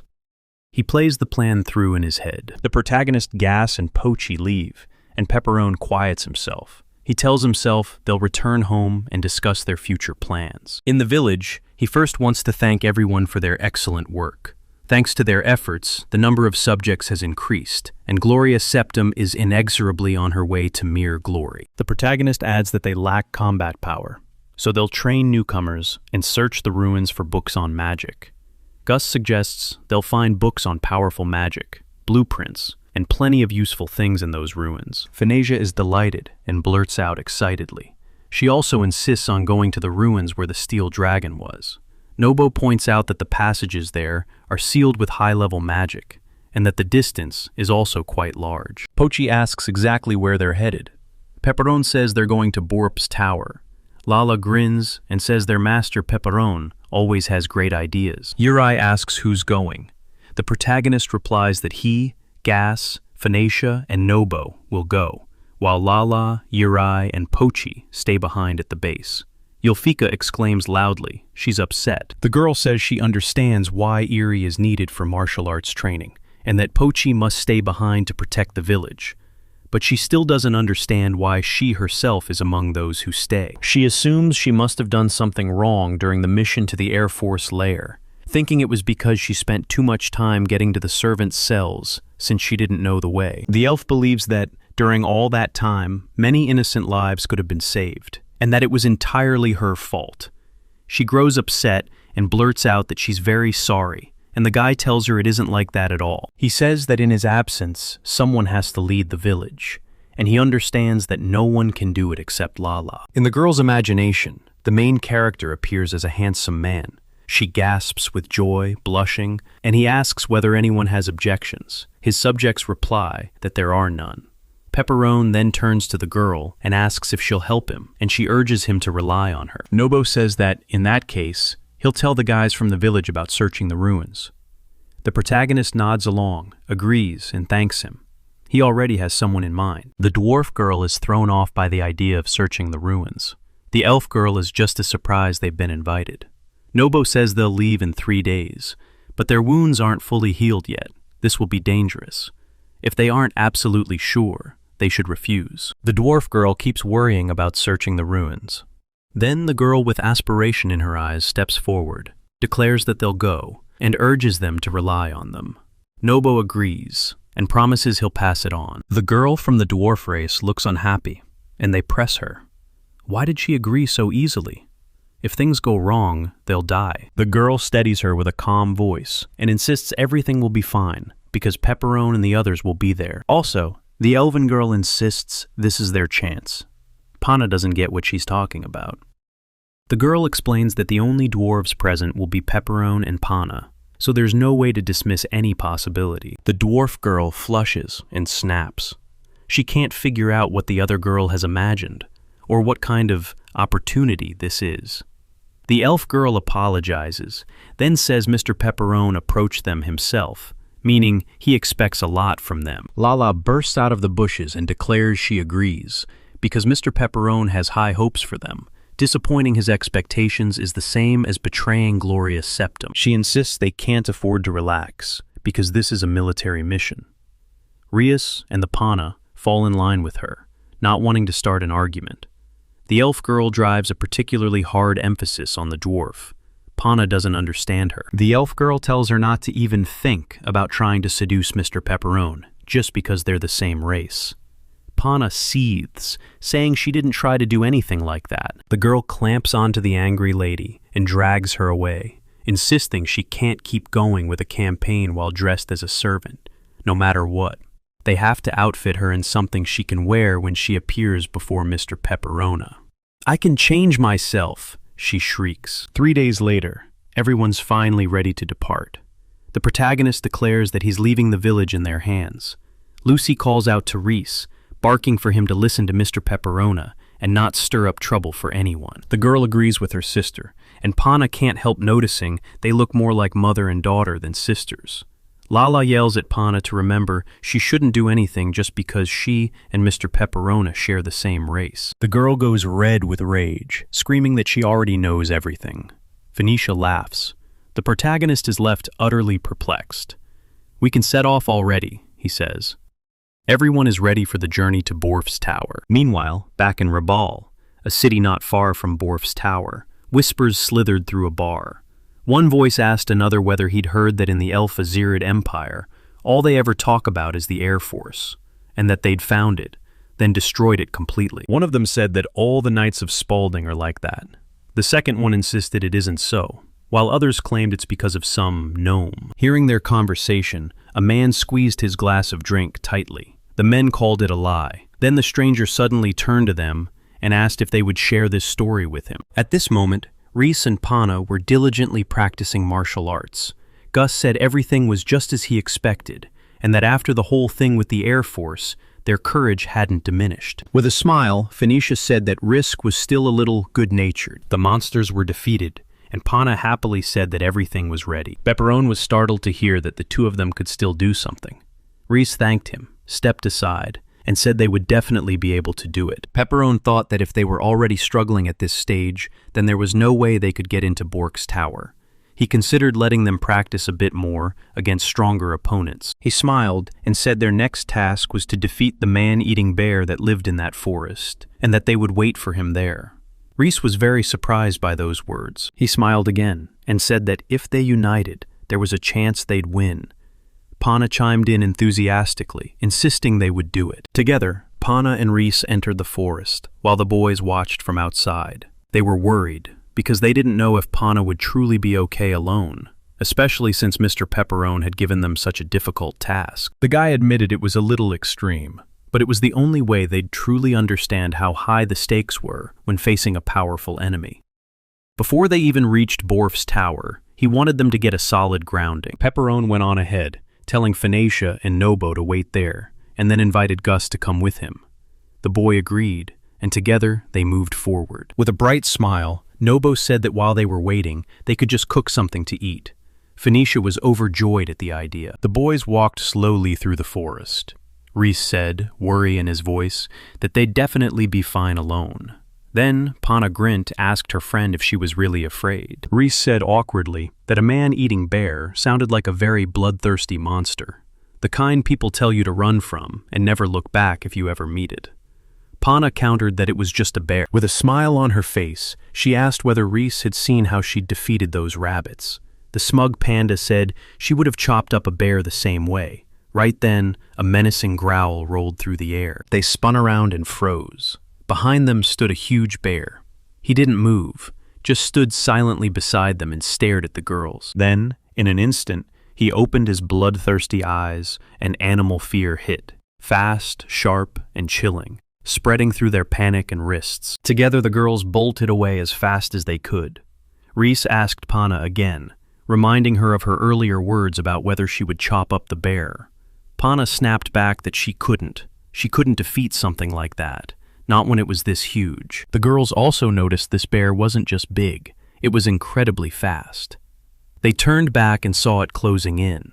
Pana said that at this rate, it would simply trample them. The girl drew out a knife, turning back with a flicker of doubt. Pana drove the blade into the monster's stomach with all her strength. The bear jerked, freezing as his hand clutched at his gut. Then he lunged again, and Pana was stunned to realize she couldn't even scratch him. Stuck on thinking about her defeat, she didn't notice at all that the monster was lining up to strike. Reese arrived just in time. The girl snapped a warning to her friend to be careful, then surged forward, blocking Pana from the monster's direct attack. By the time the bear fully came to his senses, he'd lost sight of both girls. They'd slipped behind one of the trees, and Reese was breathing hard. Pana stepped aside and said she truly thought she was going to die. She looked at her friend, and the shock on her face was immediate, as if she couldn't believe what she was seeing. She burst out loudly that Reese was hurt. The girl forced an awkward smile and insisted it was only a scratch, that she was fine. But when Pana finally grasped what was happening, her color drained. She lowered her head and apologized to her friend. She explained, in a rush of words, that she'd gone charging at the monster alone before, and this was what had happened. Reese encouraged her, then urged, "Let's try together now. Maybe you just can't pull this off by yourself." The girl said, brimming with excitement, that together they would absolutely be able to defeat this bear-like cabbage. Pana was fired up and nodded. Right then, a bear's shape appeared, one that had noticed the girls hiding in the bushes. Both of them froze in shock, barely managing to twist around just as the bear was about to tear them apart with its sharp claws. However, just as suddenly as if from nowhere, little Pepperone appeared right in front of him. He sprang up to stand between the bear and himself, stunning the monster. Without the slightest hesitation, Pepperone formed a neat fireball in his hand and swung it, redirecting the attack straight at the monster. The fireball streaked toward the bear, rapidly swelling as it flew. It slammed into the bear's upper body, and with a sharp burst, it went up in flames. Before it could do more than let out a half-hearted growl, the monster collapsed to the ground, utterly exhausted. With the immobilized monster finally on the ground, Pepperone easily hopped onto it, then drove in with a kick full of strength, pinning the monster deeper into the earth. Reeves stared at them, struck by shock, and realized Pepperone and Gus had arrived. The man didn't even turn around. He only said, calmly, that it was nevertheless too early to throw them against an opponent this strong. He also said that they had both learned a pretty good lesson. Pana, no matter who she faces, even against the opponent in front of her, never lets her fighting spirit slip, but sometimes going toe-to-toe with the enemy alone can put her comrade in danger. Reese always puts others first, yet that kindness can become weakness, and in that kind of moment, she will die. With a smile on his face, Pepperone said that when their strength by itself wasn't enough, they could join forces. Only after combining their strength could they become stronger, so that was why he brought both of them along. With a smile on his face, he said they'd already gathered the ingredients for dinner, so it was about time to head back to Nobo with everyone else. At that moment, a group of people walked through the forest. A young guy named Rock Baylist said he was really surprised. He hadn't expected anyone else to target the Air Force in the Spoden territories. He said he believed they might get a chance to become famous in the Ulf Azerid Empire. This guy was an adventurer. The mage girl, Manasi Kianbera, who was with him, agreed, and added that besides, they ought to go there and see for themselves. The knights thought they were working for the Air Force, and she told them they really needed some trouble. Healer Micah Restar asked whether it was true that the Air Force leaders would be defeated by the gnome. Guardband Gentry said he knew it was hard to believe, but if Commander Luz said so, then it had to be true. Rock, grinning, said he'd really like to see just how strong a dwarf this one truly was. Suddenly, Manasi called the boy's name, and he immediately snapped around. At that exact moment, they were surrounded by a pack of monsters that looked like wolves. Rock smiled and said these were guard wolves. Wolves that guarded the entrance to Bork's tower. He reached for his weapon and started provoking the monsters to attack him. One by one, the wolves charged straight for him. At the same time, the boys were making their way to Borp's tower. They said the entrance was guarded by guard wolves. Pepperone insisted they could only enter after the guard wolves were dealt with, and Pana admitted she was starting to get worried. Just as they came close to the entrance, Nobo noticed someone was already fighting the monsters. Pepperone let out a sigh and said someone had gotten there first. Rock turned when he saw the boys. He shouted for them to run away at once, warning them it was far too dangerous there. Then, without warning, one of the guard wolves lunged straight at the boys. Without even flinching, Pepperone extended his hand, and with a snap of a snowstorm, he instantly erased every monster charging them. The frozen monsters broke apart at once. Pepperone asked the strangers if they were adventurers, then apologized for interrupting them, while Rock, on the other hand, thanked the guy for his help. Suddenly, he froze, spotting that Pepperone was a gnome. He closed the distance fast and asked whether Pepperone was the very gnome who had recently defeated the Air Force and the Spot in Domain. Pepperone was confused. He quickly walked away and awkwardly admitted it was true. He really was that gnome. Rock erupted with admiration, saying he never expected to actually meet Pepperone, and added that they also wanted to go against them. However, they had no information. Pepperone tried to figure out why the sky looked so cool, because he wasn't like the others. Rock then asked if the guys were country boys, since it was very rare to find a team like that. Paperono quickly clocked it. Rock looked like the real protagonist of the game. The adventurer slid over with a wide smile, introduced himself, and said it was a pleasure to meet him, then offered his hand to his interlocutor. Reese snapped, angrily telling the guy to stop, then demanded whether he even knew who he was talking about. She declared that this man was the liberator of the 7 races. She shot her hand up and blurted out that this was the greatest ruler of Gloria Septim, the greatest and bravest hero in this world, Mr. Pepperone. The guy felt uncomfortably that she sounded just like Lala. When the adventurers heard Gloria Septim, they fell silent and thought hard, because they said they'd never even heard of such a place. Rock asked the boys whether they were headed for Borp's tower. He asked if he could come along, then added that they definitely wouldn't be a burden. Pepperone looked away, thinking that, naturally, this was inconvenient. Yet they had already been contacted, and if he refused, they would still follow them, which could seriously throw the guy's plan off course. Pepperone said he didn't care. They weren't heading to the tower for military victories. Their main goal was to find magic books and train. If that suited them, he suggested, they could all go together. With a broad grin, Rock said they didn't care at all. Manazi came up to him and told him he should be more polite. She said they'd come to this place only for the guard wolves, and they weren't even going to go to the tower. Rock replied that he knew, but he wanted to see with his own eyes the power that could defeat the Air Force. He smirked and added that, besides, if they were dealt with now, it would be a disgrace to all the A-rank adventurers. Micah said in a light tone that they'd recently moved up to B rank. Bon sighed with a smile and said that if the leader said so, then they should go. Monsi took a deep breath and asked why she wasn't even surprised by it. Rock smiled and exclaimed that it was time for them to move forward. Manazi said they didn't even know where the entrance to the tower was. Together, the boys went to the first floor of Bor's tower. Rock looked around and described what the tower was like inside. Mike noted that it was rather gloomy in there. Panna also looked around, then said it was needless to say that the inside was completely empty. Reese asked how, exactly, they could reach the upper floors. Gus smiled, then pointed at something and said that they could use it to get up. Reese turned around, interested. The goblin was pointing at a magic circle on the ground. Reese asked if this was magic. Nobo corrected him, saying it was a teleportation circle, and if they misjudged the markings, they could wind up transported to the lower floors, and that would only spell trouble. Bon said he understood, but then added that it was impossible to figure out the correct way immediately. Monasi drew a deep breath and admitted it was a distinctly troublesome system. Pepperone said they already knew how to reach the upper floors, so they'd get there without any problems. Panas, with full confidence, insisted everything was very simple. Pepperone spun around and warned the boys not to let their guard down. If they got too close to the circle, something could go wrong. Right then, Fanejo stood on a smaller circle and started calling everyone to hurry, faster. Seeing that, Pepperone went silent. He realized that if they approached the circle, monsters would likely appear, and they wouldn't be able to use it until they defeated those monsters. The boys couldn't figure out why nothing was happening. They asked whether they should form a circle too. They all froze in place, then kept questioning if they were standing in the right spot. Pepperone noticed what was going on quite late.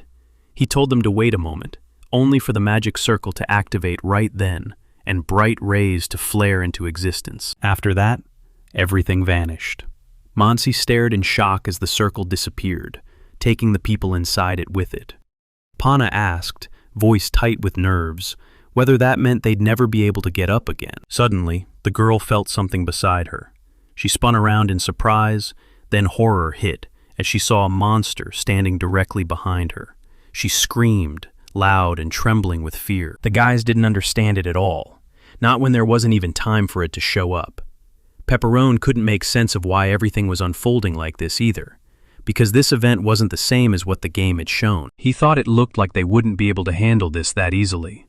Rock laughed, then admitted he didn't quite understand what was happening, but it seemed they'd have to take this monster on, one way or another. Pepperone said it looked the same to him, but the time for talk was over. He smiled and asked whether the adventurers would show what they could do. Rock happily agreed. He warned that Pepperone would never see him make the same mistake he'd made during the battle with the wolves again. Then, side by side, they surged into the fight, determined to finish this monster off. Meanwhile, Phanesia and the other boys were on the second floor of Borf's tower. They noticed that Mr. Pepperone and the others were running late. Nobo wondered if they'd been transported to another floor. Gus suggested that if that was the case, they should probably move up to the top floor. Ban, still standing off to the side, asked if they were going alone. He said he didn't doubt their strength, but he was worried that something would happen to them if they went alone. He also said their leader, Pepperone, seemed to know more about the tower than anyone else. On top of that, he said he was worried about Rock and Manasi, and that it was still better for them to stay. Phanesia cut in with confidence, saying everything would be fine. They'd been through this so many times before. With a bright, big smile, she urged them to just go forward. Bon asked if she was that confident because of her strength.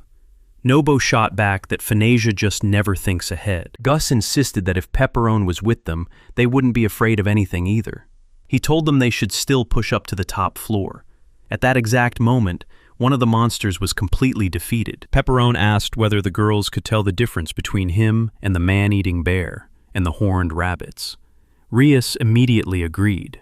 Pana said she couldn't predict his movements at all. He watched Rock and Manasi and thought, while the vanguard fought with all their might, the rearguard was holding them up with magic, that they were truly a well-coordinated team. He smiled, believing this would set a strong example for pain and risk.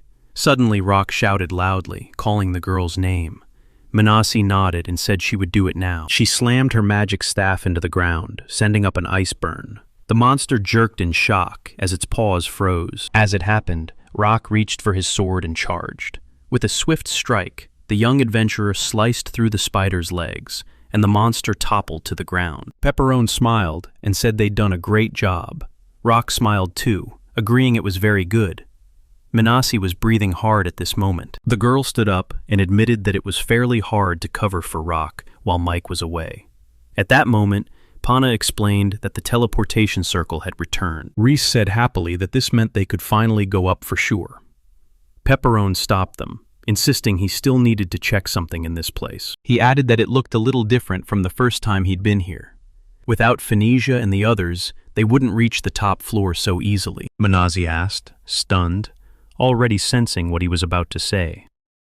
Pepperone confirmed it, exactly like that. They'd have to conquer the tower on their own. Everyone was shaken by those words. He said that, naturally, on the way to the top floor, they'd run into plenty of strong monsters, and if they were the same level as the guardian spiders, then he would be able to cover them too. However, everyone has to protect themselves first. Manasi glanced away, convinced the guardian spiders might be the easiest enemies in the whole tower. We can still leave through that door now, he said. We can wait. Pepperone will conquer that tower and bring the others along with him. Once we step into this circle, we'll have to reach the top floor. There'll be no way back. If you don't trust your own strength, then you should stay. Suddenly, someone interrupted Pepperone. Rock puffed his chest and declared proudly that he wouldn't be a burden. He said he was also an adventurer who had entered the dungeon, and he swore he would never stoop to running off with his tail between his legs. Pepperone felt awkward. The guy kept noticing Rock's habit of imagining himself as the main character again, and it made Pepperone feel extremely uncomfortable. Manasi asked, "Isn't that enough? We've only climbed one floor, and that should have been plenty, right?" She said it would be better for them to just wait there, because hoping to conquer Borp's tower with only their strength was too presumptuous. She added that, if we were being honest, it would only be her, Rock, and Piperon fighting. Hearing such speeches, Reese's face visibly darkened. She snapped that she and Pana were not there for beauty. With an unmistakable smirk, Manasi asked if that was really true. She drew a deep breath and admitted that the little girl was doing quite well. Then she pointed out some pretty bad moves on Reese's Bart, only to make the girl angrier. She shouted that they were coming too, because they, unlike some, weren't afraid to climb Borf's tower. Manasi said she didn't know how they could beat the Air Force with such a lineup, when the elves and dwarves should obviously be staying home. Reese screamed so that Manasi couldn't insult Mr. Pepperone and Panu. At that moment, Rock bowed low and asked for forgiveness, saying Manasi was really a good person, but if she got excited, she'd be extremely angry. Watching this, Pepperone only sighed and said everything was fine, then warned them that if they still wanted to change their minds, now was a pretty good chance, because if they made even a single mistake, they were doomed. No one spoke, but the truth of Pepperone's words hung in the air. After a while, they all stood on the magic circle, and then they began to be transported to another place. It wasn't an ordinary sensation. They glanced around, and Reese immediately asked whether they were on the second floor. Pana said it wasn't much different from the first. Manasi stared at Pepperone and asked where the next teleportation circle was. At that moment, the man was caught off guard by what he had managed to see. Rock asked whether there was a teleportation circle on this floor. Pepperone shook his head, saying there wasn't one, so it simply couldn't be that way, and they'd have to search the entire room carefully. Starting from the second floor, the teleportation circles spread out toward the 4 cardinal directions. Forward is just a matter of choosing which one you'll step in. Pepperone was badly panicked. If the circle wasn't there, they couldn't go up. And they couldn't go back down either. Manasi leaned her shoulder against the wall, drew in a deep breath, and said, just like she'd said earlier, that they really should have stayed downstairs. She insisted they'd already searched the room completely, that there was nothing there. It was a waste of time, until suddenly something caught her eye. She spun around, and the color drained from her face. Right in front of her stood a huge monster, several times bigger than the girl herself. She shot back immediately, demanding to know what it was. Reese was startled to hear that it was moving. Pepperone quickly realized. It was a guardian. He said the circle would most likely appear after they defeated the monsters. The principle was a little different, but the creatures still had to be taken down. Pepperone told Payne and Reese to stay back and not to attack under any circumstances, while he instructed Rock and Manazi that they'd have to work hard again. Pana, Riss, and Rock accepted the order, but Manazi looked tense as everything unfolded. Together, they were all set to throw themselves into a fierce battle. Pepperone was the first to surge toward the enemy. With a sharp, well-timed jerk forward, he drove his weapon in and struck the monster's iron head. The hit rang out across the whole room, loud enough to make the air shake. Pana clocked the monster's iron body, while Reese muttered that Mr. Pepperone simply couldn't cut through it with his sword. The boy stared at his blade and, as expected, realized this monster wouldn't be defeated by strength alone. Pepperone charged again, but this time he wanted to test a new trick. The monster responded by drawing two huge swords from behind its back, whipping them forward as it tried to slash straight at Pepperone. Dust exploded upward in a tall cloud, then slowly settled, just as the monster finally noticed something it absolutely hadn't planned to see. It stared, caught off guard. Little Pepperone smirked as his weapon easily met the monster's attack, blocking it without so much as a struggle. Pepperone swung his weapon, forcing the enemy's swords apart. With careful movements, he drew magical power into his hand. Immediately after, he raised his hand and unleashed a huge spread of magical flames over the monster. The monster instantly heated up, and Pepperone couldn't help sounding surprised by how well the maneuver worked. He waved his hand, and the flames scattered. He stared at Pepperone, who smiled back with a sly edge. Pana covered her face with her hand to avoid the flames. Still, she could only gasp in admiration, because Pepperone's strength was truly amazing to her. After that, Pepperone sprang up from the ground and rushed the monster again. Once he was above the enemy, he brought his flames down to strike once more. He kept hammering with strong flame magic, shifting his position from time to time until it went on for quite a long while. Reese demanded to know why he only used flames, because it was clear they seemed to have no effect on him at all. Pena blurted out that it wasn't true. She pointed at her friend, the monster's iron body, now beginning to melt under the sheer load of fire magic, and she was genuinely startled when she saw it. Pepperone smirked, thinking this was the perfect opening. Sword in hand, he swung again, never once taking his eyes off the monster. With everything he had, Pepperone drove his sword down. Then the enemy's already weak body was split clean into two parts. The boy stared at the defeated monster and let out a soft sigh, thinking back to how he'd burned through it, using his flames 5 times on a single guard. He looked away, weighing it all, remembering that earlier he'd tried to save his strength as much as possible until the maximum floor. He just couldn't swing his sword so freely without Phanesia and the others at his side. Still, Pepperone couldn't deny it. This impromptu performance was pretty good. He probably should come up with a name for the attack. Lost in deep thought, Pana watched the guy with admiration. She couldn't shake the truth that Pepperone was incredibly cool, so different from other gnomes, and she couldn't help thinking how badly she wanted to become as strong as him one day. She blushed a little, picturing a future where she could be with him. Then a fantasy flickered in her head, Pepperone kneeling before her, asking her to fight with him. There she would happily accept his proposal, and together they would fight for the rest of their lives. She quickly waved her hand, trying to shake off the image. What kind of terrible feelings were these anyway? Pana reassured herself that she was only feeling very sorry for Pepperone. That was why she wanted to grow stronger, to help him, at least a little, nothing more. Then someone called her name. Pana jolted awake and asked shyly what was wrong. Reese looked at her friend and asked, worriedly, what was wrong, then pointed out that Pana was as red as a tomato. The girl instantly went mortified and said everything was fine, that she was just thinking about how cool Pepperone was. Reese said it was true. Suddenly, Pana caught the swirl of mixed emotions on her friend's face. Reese gave an awkward smile and admitted she was so scared she couldn't move. All she could think was how sad it was that she couldn't be of any use to Pepperone. She said it was just as Manasi had said, that Reese wasn't fit for battle. Pana insisted no, that wasn't true at all. Suddenly, Pepperone stepped up to her and insisted, "It's not like that at all." The girl snapped around, startled. The guy continued that in battles, it wasn't only the attackers who mattered. Defenders mattered too. This time, he ordered them both into the rear guard, and only because they obeyed did he manage to fully focus on the attacks. The guy said Rock and Manasi were truly strong. With just the two of them on their side, they can read the flow and move according to the situation. He said it would be great if they highlighted something from the beat, but they didn't have to measure themselves against the masters. Pepperone's words fired the girls right up. The guy, meanwhile, finally let out a sigh of relief.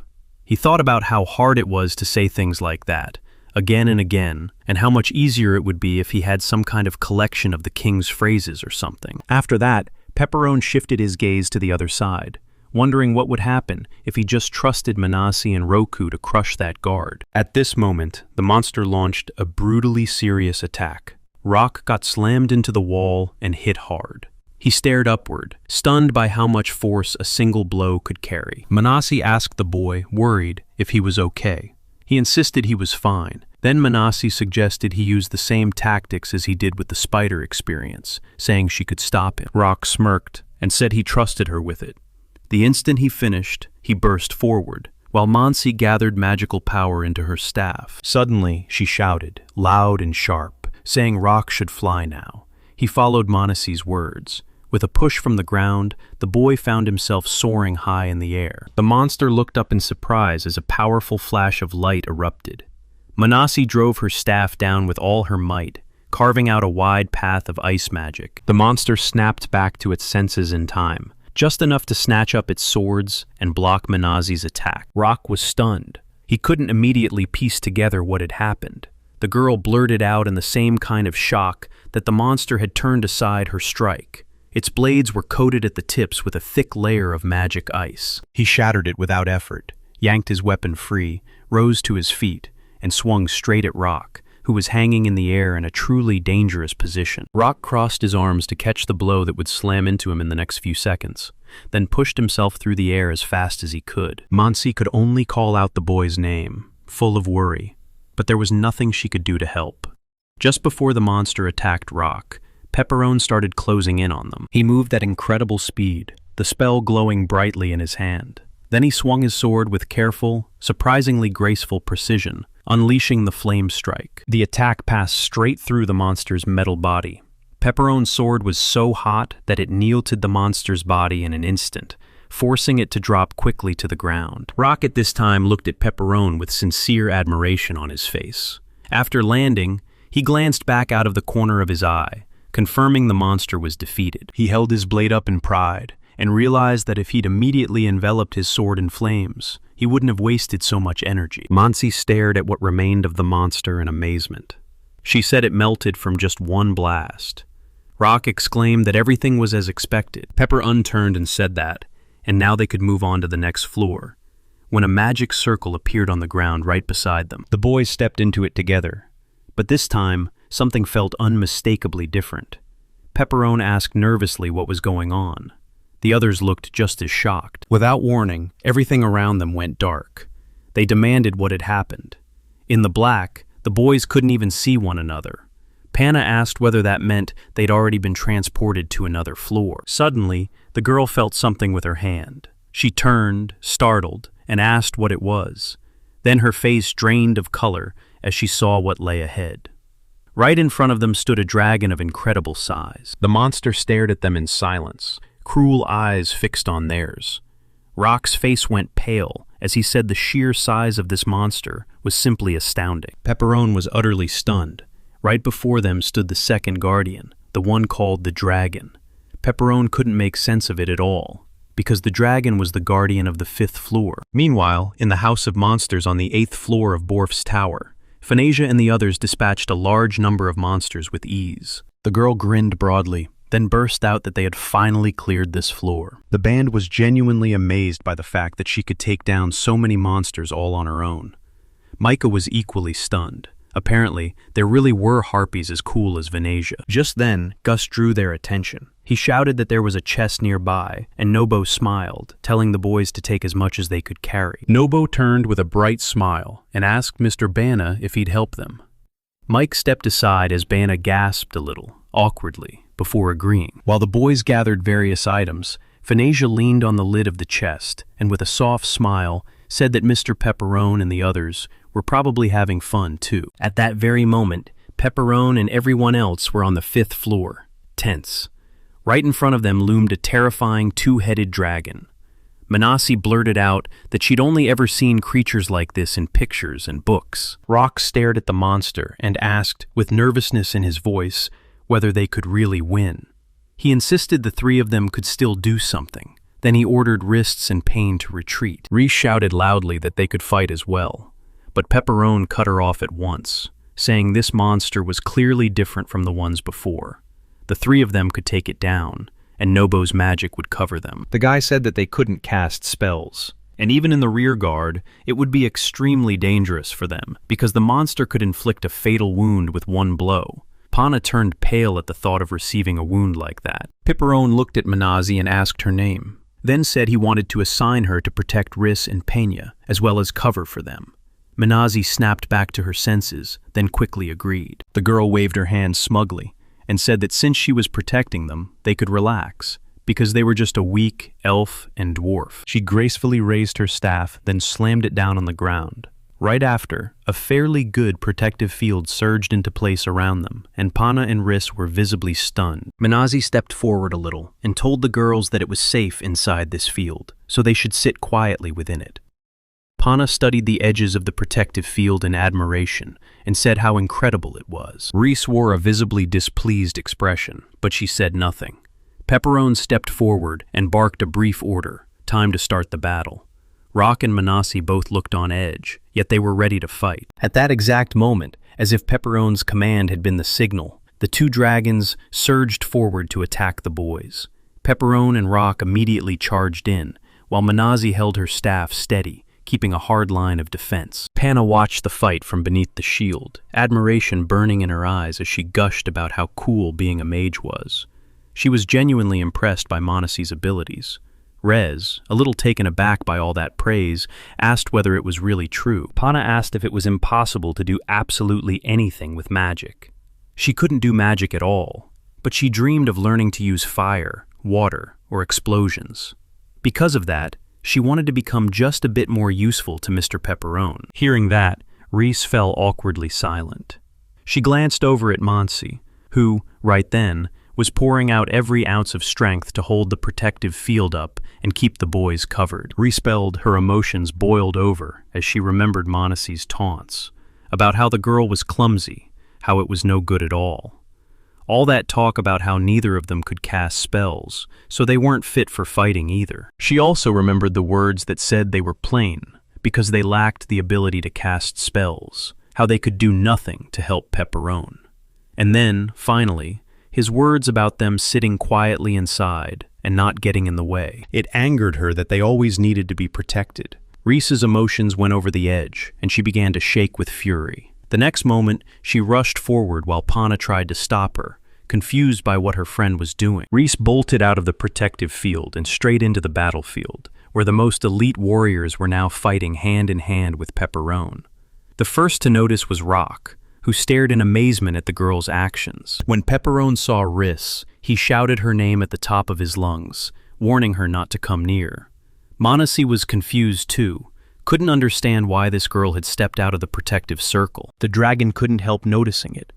When it saw the little elf stride straight toward him, the monster snapped its focus away and lunged to kill Riss. The girl was utterly baffled. Pana screamed at the top of her lungs, trying to warn her friend of the danger.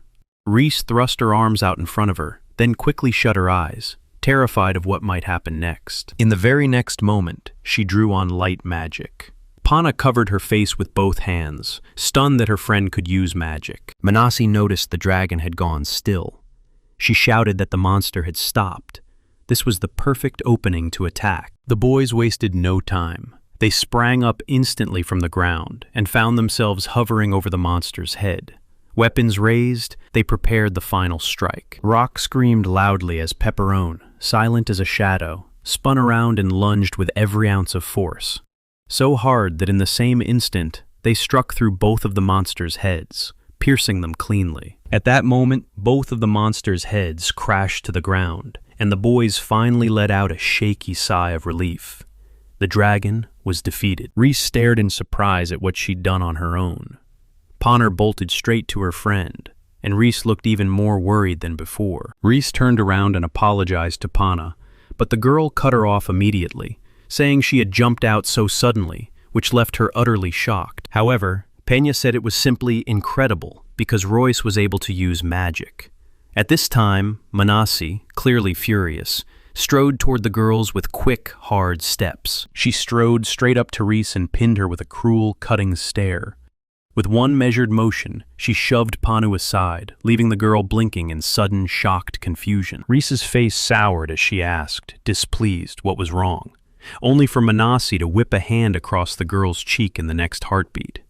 A sharp scream tore through the air. Who this stupid elf thought she was. "Didn't I tell you to stay inside the protective field?" she demanded. Monsi shot back, cold and sharp, what Reese was thinking when she chose to leap out, onto the battlefield. Reese instantly pressed her palm to the exact spot where Monsi had struck her. Her mouth went tight, tears welled in her eyes, and she couldn't manage a single word. Pana tried to rein Manasi in and tell her not to speak like that, but then Pepperone called her name, cutting her off and stopping her mid-motion. The boy said, flatly and without warmth, that she shouldn't interfere. Rock watched in awkward silence. Pananel lowered, then said she only wanted to live up to Mr. Pepperone's expectations. She hung her head and said they simply couldn't be allowed to be protected forever. Manasi sighed and slipped away, while Reese said she only wanted to be as useful as she was. Manasi asked the girl to listen. Then she said the leader of Rios hadn't even warned her not to fight, because, to them, she was nothing but a nuisance. If the girl really was a nuisance, Manasi added, she would have just been left waiting at the first floor. Manasi slammed her staff to the ground, then spoke in a stern voice. Pepperone had taken her with him because he thought she could be something, and if she truly wanted to somehow return his feelings, she shouldn't go and try to die in vain. Riz looked at Manasi with admiration. Her words had indeed landed with a powerful effect. She bowed low and apologized to Manasi for what she had done. The girl lowered her staff and admitted she'd gone too far as well. Manasi apologized, saying she shouldn't have said all those things she blurted out earlier in a surge of anger. However, she added that if Manasi wanted to cover them in battle, she should keep herself even farther from the enemy. Rock laughed as the air loosened, and the rest of the boys finally managed to smile too. Manasi exclaimed about how crucial it was to constantly assess the situation in combat and offer the right kind of help. She added that the light wasn't meant for close combat. Reese said quickly what she understood. She let out an awkward laugh and admitted she was just desperate, so it happened entirely by accident. She even noted that she didn't have time to understand anything for herself. Manasi said it might have been an accident, but from now on, if she trains, she would be able to use even stronger magic than this. She said that in magic, her wrists seemed to have even more talent than she did. Hearing that, the little elf asked what those words meant.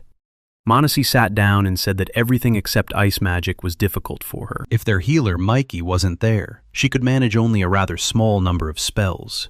She smiled, insisting she wasn't the all-powerful sorceress they might be imagining. Suddenly, Rock called out from behind that without this staff, she wouldn't be able to cast spells at all. Manasi screamed back that wasn't true, because the staff only helped her save mana. At that moment, Pepperone addressed Reese. He moved toward her slowly, and the girl's chest tightened with an immediate, heavy guilt. She dropped to her knees and bowed her head, scrambling to apologize. She was so nervous she couldn't even form the right words. Pepperone said the light was incredible, that it was the first time she'd been in a fight and managed to defeat a two-headed dragon, and that was worth a great deal. He smiled broadly and said he was looking forward to her help in the future. Reese was overjoyed. She looked at Pepperone, then readily agreed with what he'd said. Suddenly, Pana waved her hand at them, announcing that a passage to the floor had appeared. Reese immediately brightened and ran over to her friend, while Pepperone fell into thought about which floor he would throw them to next. He wanted to reach the Monster House 4 and train the two on small monsters, but there were only mid-level bosses here, so they couldn't get any real combat experience. If they climbed all the way to the top floor and were then reunited with Venetia and the others, they might even be killed.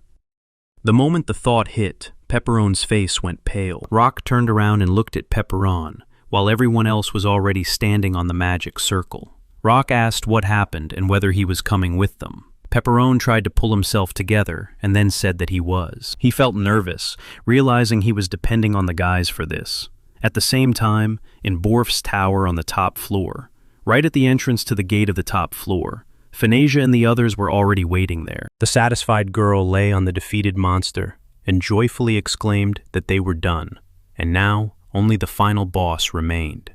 Phanesia was extremely calm at that moment. Ban, pale with shock, said that she was able to defeat absolutely all the bosses on her own. The rest of the guys sat in one place and ate, when Nobo said that this happens every time. Suddenly, Phanesia noticed some figures appearing in the air. She happily rose and gasped. The very next moment, Mr. Pepperone was standing in front of the guys, and there were also Wrists, Pana, Rock, and Manasi, about which, accordingly, Farcia was shouting. Pepperone walked on and sighed happily, feeling relieved. He said it was fortunate they were okay. Nobo said he'd already started to worry, but it was very good that they met again. Phanesia ran to Pepperone and told him to see how much treasure they had collected. Pepperone looked at her and then praised the girl for her achievement. Ban commented that the boys looked extremely battered. Rock brushed it off. Everything was fine, since they were only fighting a dragon. Then he told Mike to take care of all of them, and the healer quickly agreed. Mike raised his staff and said, quite indifferently, that they could begin. He closed his eyes, called upon blue healing, and the world around them started to glow. In the blink of an eye, they were all whole again. Pana and Reese were delighted to see that even the smallest scratch on their bodies had healed, while Manasi and Rock only received pleasant treatment. Rock couldn't help but comment on how good it felt. Pepperone added that, thanks to Mike's amazing magic, all their strength had returned. The healer bowed low, noting that he was only too happy to help. Gus decided to inquire and ask Nobo who the boss was in Borf's tower. Nobo answered calmly. Their enemy was the god of guardians. This monster is a top-level golem, and it's extremely large. It's a tough, troublesome opponent. It has 4 arms, each wielding a different weapon, and it backs them up with a variety of spells. Rock clenched his hands into fists and, visibly nervous, said they'd finally reached the final boss. He urged the others to take heart. Only then would they be able to go into battle. Papadone pointed out that with only his own power, they simply couldn't defeat the guardian god, so they all had to unite and completely crush him. After that, Pepperone said they could go to God. They gathered near the entrance to the final boss, bracing for a fight against the god of guardians. Everyone was obviously nervous. The boys climbed a fairly long staircase, pushing forward to reach the final boss. At one point, the steps ended, and there, before them, was a large door spilling bright light. After the boys stepped into the room, they found a massive dark ball lighting everything up. It sat dead center, looking utterly ominous. Pana asked what it was. She'd never seen a huge red sphere like this. Riss wondered aloud if it was the guardian god. Then the door behind them slammed shut, sealing off any way to get out. Piperone stiffened, then declared that he was going to come. Suddenly, the gigantic sphere flared even brighter. Right then, a creature appeared at the center of the room. In one of its hands was a huge spiked ball, in the other, a sledgehammer and a sword. The red sphere, towering at the creature's core, loomed before the guys as the monster fully revealed itself. Ban was genuinely stunned by how massive their enemy was. Rock, no less shaken, blurted that compared to it, dragons were just fry. Wrist turned pale and demanded how anyone could possibly fight something like that. Pepperone said the Guardian's biggest weakness was the flame of the Scarlet Sphere, an enchanted force with a magical effect. He ordered Gus to the left, while he told Phanesia to the right, drawing the monster's attention away from the main force. Phanazia lifted her swords over her head, beaming as she joyfully declared she'd finally landed a difficult opponent. Gus stepped up too, sighing, and told the girl not to rejoice so much. Pepperone whirled into a rock form and said they would smash his weakness, the sphere. Then he asked Rook whether he could use flame magic. The guy turned back and said he could. Nobo smiled with cruel intent, flexed his arms, and said the guys could easily hand the rear guard over to them. Ban asked Mikey, somewhat worried, whether he could cover this entire floor with a protective field and heal them.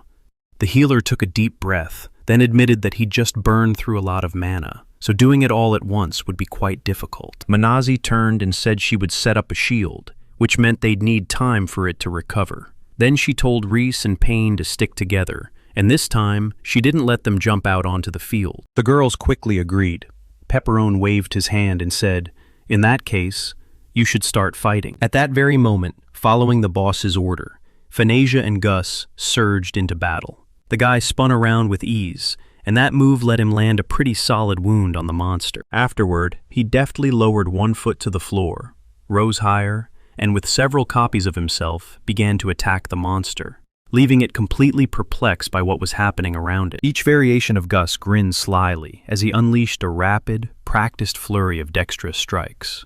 Then the monster's four-armed swing came down in an instant, a brutal ball of needles snapping into place to block Gus's blow. Without missing a beat, the guy jumped back and balanced on the chain linking the monster's weapons. Gus moved at once, sprinting along that chain, quick, clean, and graceful, straight toward the monster. He made not a single unnecessary motion. As he ran, he cut the chain beneath him, leaving the monster without one of its weapons. Then he looked back and called out to Phanesia, announcing that her time had come. The girl smiled as if she'd been waiting for it. She lifted her blades, surged forward, and crashed her weapons down hard, before unleashing 1,000 blows on the enemy. The monster absorbed every strike in its metal body, with no other choice in this situation. Afterward, Phanesia smiled and called Mr. Pepperone, declaring that this was the perfect moment for him to attack. Pepperone, in turn, passed the order to Roku and Nobo, who looked visibly uneasy. Nobo gathered his hands in one place and began to build up a large clot of flame. The boys didn't fall behind either. They did the same, piling together a clot of flame so big that the room quickly turned scorching hot. The next moment, they all drove this powerful attack straight into the enemy's red core. Pana and Reese, watching from the side, burst out that everything was working out and that the battle was almost over. Then, as if it had noticed the children's joy, the monster lifted its body and stared at them. Around its battered, broken form, huge attacking claws suddenly appeared, and the children were stunned to see them. Nobo immediately grabbed the kids and yanked them toward himself, keeping them from being hurt too badly by the strike.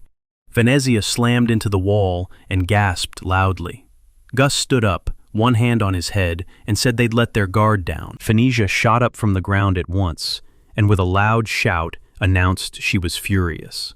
On sheer speed, she slammed forward at the monster, trying to strike him while her anger was still surging. The enemy flicked his claw, light as a touch. Then Phanesia was sent flying away at once with a harsh cry. She streaked straight into the protective field where Pena and Riss were stationed. Her landing kicked up a thick cloud of dust, and the girls hurried to search through it for her. Russ was there immediately, rushing to her side and calling her name, while Pana moved in with worry, asking the harpy if she was all right. Mr. Pepperone, clearly on edge, told the others not to let their guard down under any circumstances, because the enemy was coming at them again. At that exact moment, the monster formed bright, magical spheres behind its back, then unleashed a swift, powerful strike. As the attack hit, its claws were pointed directly at the guys. In the blink of an eye, this attack caught and tied up absolutely everyone on the battlefield, pinning them in an extremely vulnerable position. The guys had no idea what to do, and Pepperone turned pale. Suddenly, the monster lifted its claws upward, and magical energy began to gather from the very top of its metal body. Watching it, Nobo could tell at once that things had gone badly wrong for them. Manazi went pale as she said that even her shield couldn't hold against it. Gus forced an awkward smile, eyes fixed on the mesmerizing assault, then asked the others if this was the end for them. The very next moment, the magical power the monster was gathering surged, several times stronger than before. Pepperone was on edge. He thought it would be much easier if only it could be broken, when, suddenly, someone shouted at the boys that they should step back. Stunned by those words, they spun around, only to see a man in armor striding toward them. Bond stood before them, smiling with a sternness that didn't quite fit his face, sweat running down. The boys were shocked to watch him step onto the battlefield. He said everything had been going smoothly so far. He spread his arms wide, then decided he was acting as a protector now, bound to carry out his duty no matter what it took. The magic attack the monster was about to unleash slammed into Bond's hands. To his surprise, it hit with brutal force. His leg began to sway, and he struggled just to stay grounded. "What kind of magic is this?" he demanded. Veins bulged along his face as he poured everything into resisting it, warning that if it kept up like this, he'd simply be crushed. Suddenly, something caught his eye, and it stunned him. Manazi, Riss, and Pana had gathered behind him, clamping onto Ban with all their strength, straining as if they could hold him upright.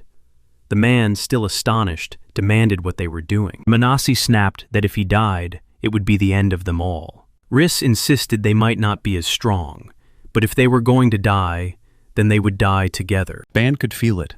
The instant they tried to help, his strength surged back into him. He went quiet for a moment, then said he was in their great debt. He poured everything he had into it, then stretched with all his might and shoved the magic ball away from himself, straight into the monster.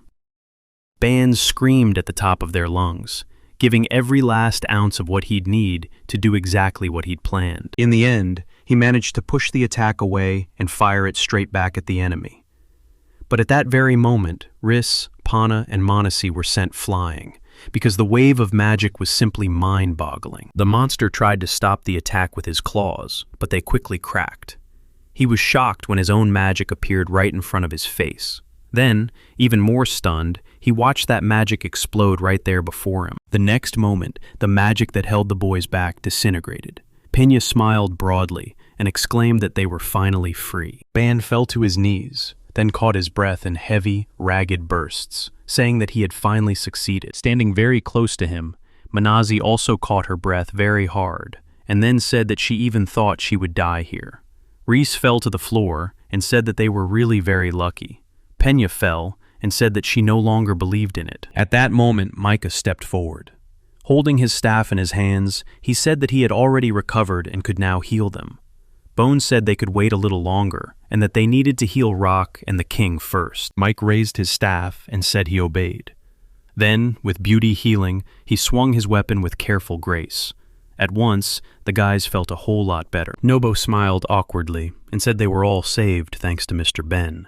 The man replied it wasn't because of him. Everyone helped. And besides, he was going to kill the god of the Guardians anyway. Nobo smiled again, saying they'd pulled off a real feat by attacking the Guardian god so easily. He added that the final blow should be left to Rock and Pepperone. The boys, healed by the red cures, smiled and turned to look at the others. Pepperone smiled and asked Rock if they should end it. The boy smiled too, and then agreed with a wide grin. In the blink of an eye, they sprang up from the ground and rushed the enemy. Before long, they found themselves right at the core of the monster. After a quick exchange of glances, they drew their weapons and drove them straight into the red core with everything they had. In that instant, the monster's heart shattered. At this time, a commotion rolled through the stronghold, Gloria Septum Village. Someone shouted that everything was ready. Then the voice added that Mr. Pepperone had wanted to open public baths for ages. Lala grinned and said that the private baths, where Mr. Pepperone could properly unwind, were ready too. Yuri thought, though, that in this place, of all places, relaxing wouldn't really be a thing. The girl stepped forward, smiling wide, and said she was going to take a bath. She hadn't been in the bathroom for a long time. Lala snapped a sharp look at her, then kicked Yuri and blurted out that she couldn't do that. She declared that this was Pepperone's private bathhouse, and if Irie wanted one, she could go to the bathhouse meant for everyone. Irie snapped back that she already knew that, because she'd never even considered going to Pepperone's bathhouse. Lala beamed, saying that Mr. Pepperon was probably exhausted after such a long hike, and that when he came back, she'd give him a good rub on the back. The girl couldn't stop thinking about Mr. Pepperone, who was inside Morse Tower at the time. Right then, the tower was blown apart. The boys threw their hands over their heads so no debris or dust could get into their eyes. Anticipation held as the boys watched the god of the Guardians slowly split open until bright rays of light began to spill out through every crack. The boys were still looking up when they realized parts of the monster were starting to vanish. Gus smiled and remarked that the monster was disappearing. Bon said, still smiling, that it meant the guardian god had been crushed.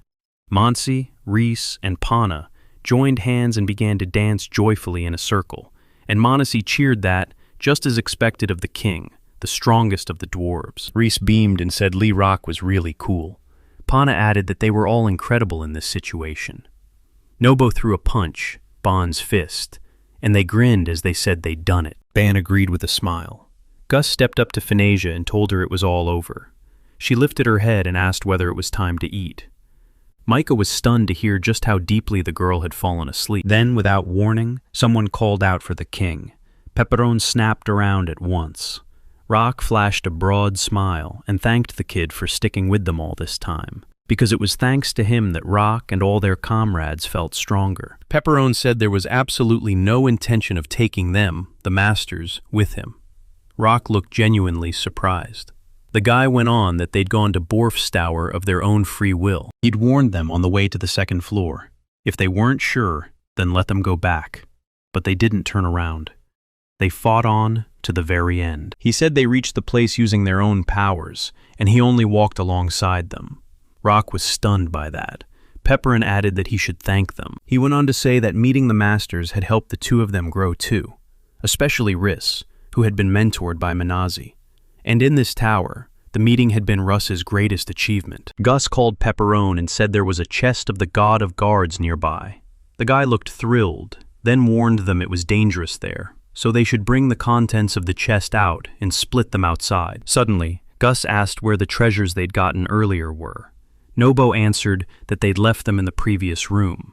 With that, all the boys happily headed for the treasures. In Rabaul, a town near Borf's tower, there was a roar of noise. People were asking what the explosion inside the tower meant. They said an adventurer had been there before. They asked if it was really as crazy as people said. Others insisted it couldn't be up on the top floor of this tower. After all, a killer bear, over 30 meters tall, lives here, and it hides a chest of untold riches, stacked with gold and silver. Still, adventurers and thieves who believed those tales pushed into the tower, and not a single one got out alive. The people claimed they'd run into a dragon, and they were convinced the human screams were what truly terrified it. The boys had already hauled all the treasures out of the tower. Reese asked whether they'd be able to return through the portal. Pana asked if they'd end up in some strange place and meet a dragon there. Pepperone said this was the top floor, and they wouldn't reach any other floor, only the outside. He thought that no matter where they went, they'd need a portal. Nobo said everything would be just as it was. Phoenicia said it was time to go back. Rock agreed, and they teleported. At the Gloria Septum training ground, the boys trained hard. Pochi insisted they couldn't serve in any special assault unit with stamina like that. He made them do 500 push-ups. Erie said his conditions were Spartan. Pochi replied that he was trying to forge real warriors out of them, because Pepperone personally trains Rias and Panu. He planned to raise those who wouldn't lose. He asked Erie if she wanted to bathe. She hesitated, and he realized she was practicing her back rub. Erie asked, "Is that necessary?" Lala confirmed it and said it was so she could help Pepperone perfectly. She lifted Erie's hands and was about to wash her, then Erie snapped, telling her to stop since it wasn't her back at all. Lala couldn't hold out, and she left. Pochi barely had time to sympathize when Lala's voice suddenly rang out. Erie bolted at once, and the man burst into laughter, imagining Nobo and the others enjoying themselves with Pepperone. The boy leapt, stern-faced. They were outside, and everyone was in high spirits. Manasi even missed the world. Pepperone said that before they parted, they should divide the treasure. The girls were delighted as Rock examined the sword. Pepperone announced it was the Rage Sword. "There is no other in the world, and it's a rare treasure. This is proof that we defeated the guardian god," Pepperone told Rock, urging him to keep it. The boy thanked him. Once the treasures were sorted, they were about to head for the village. Rock froze, asking if they would rest in Rabaul. Pepperone replied that they had created a village and needed to return quickly. He also said he didn't want to be seen, and that Rock would be very helpful if he didn't mention them. The guy agreed. Phoenicia hugged Mike and promised they'd have fun in the village later. Bond said goodbye to Nobo, and the girls headed for Manazi. The girl turned away and warned them to be careful. She said she didn't like goodbyes, and that it would be great if they met again. They cut her off, thanking her for everything. They vowed they'd try to become stronger in magic before they met again. Manasi couldn't take it anymore and burst into tears. She wrapped her arms around them and cried out loud. Rock said they too would grow stronger. Then they'd set off on another adventure. Then they would become even stronger. Pepperone asked the boy to call him by his name. They became comrades, both bright with happiness. Rock smiled and said they would meet again. Pepperone agreed, and after that they parted ways. The boys said they hadn't seen such a strong gnome in a long time, and that there was still so much in the world they didn't know. Mike noticed they hadn't seen gnomes for a long time. Gnomes weren't a rare race at all. Then, all at once, someone called out to the boys. The residents asked whether they had taken over the tower, and if it was their doing. Rock wanted to explain everything, but then remembered Pepperone's request for confidentiality. Suddenly, people's eyes snapped to the sword. They said they had eaten the towers. They wouldn't let Roku get a word in, eager to tell everything in the city, because those who had captured the tower had appeared. Brock denied everything. Reese only sighed, and Pana asked what was wrong. The girl insisted they'd gone with everyone else, but she didn't feel like she'd actually been helpful. Pana thought Reese could do magic, yet she hadn't helped at all. She didn't know whether she could get as strong, because if she did, then she'd be the one left behind. Suddenly, Reese exclaimed that once they returned to the village, they'd train. They wouldn't lose to Manasi, and they would do everything they could to support each other. Pana smiled and agreed. She said she wouldn't hold back. She wanted it. At that time, someone was staring at Pepperone. The girl said she'd found the gnome that was rumored. A few days later, after a pretty difficult expedition to Borf's tower, the village was loud with noise.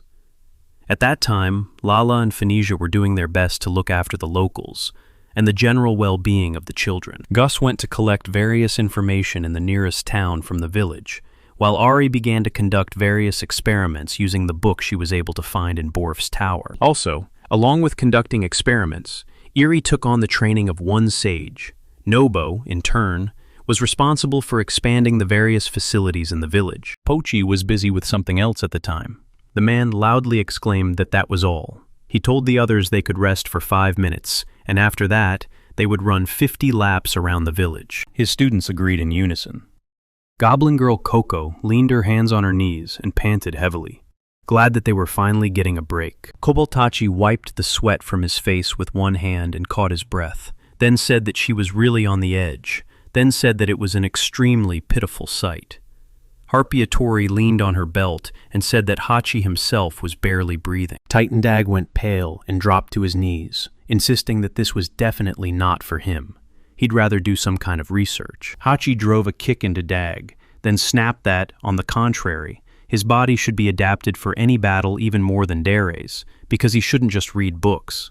Dag covered his face. His side was in flea. Little Mr. Pepperone came up to Pochi and asked how the man was doing, and Pochi was delighted to see his friend. He looked up at the students and said he was trying to keep them in line, since they were pretty strong guys. He said that soon it would be possible to go hunting, and Pepperone replied that he was glad about this. Suddenly, Pochi said they all had different backgrounds, so, naturally, small quarrels kept popping up.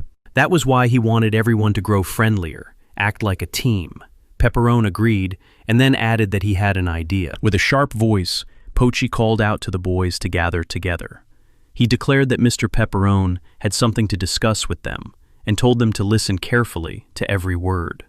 Pepperone stepped forward. At the sight of him, Coco was startled. Hachi smiled and asked whether that meant a reward would happen now.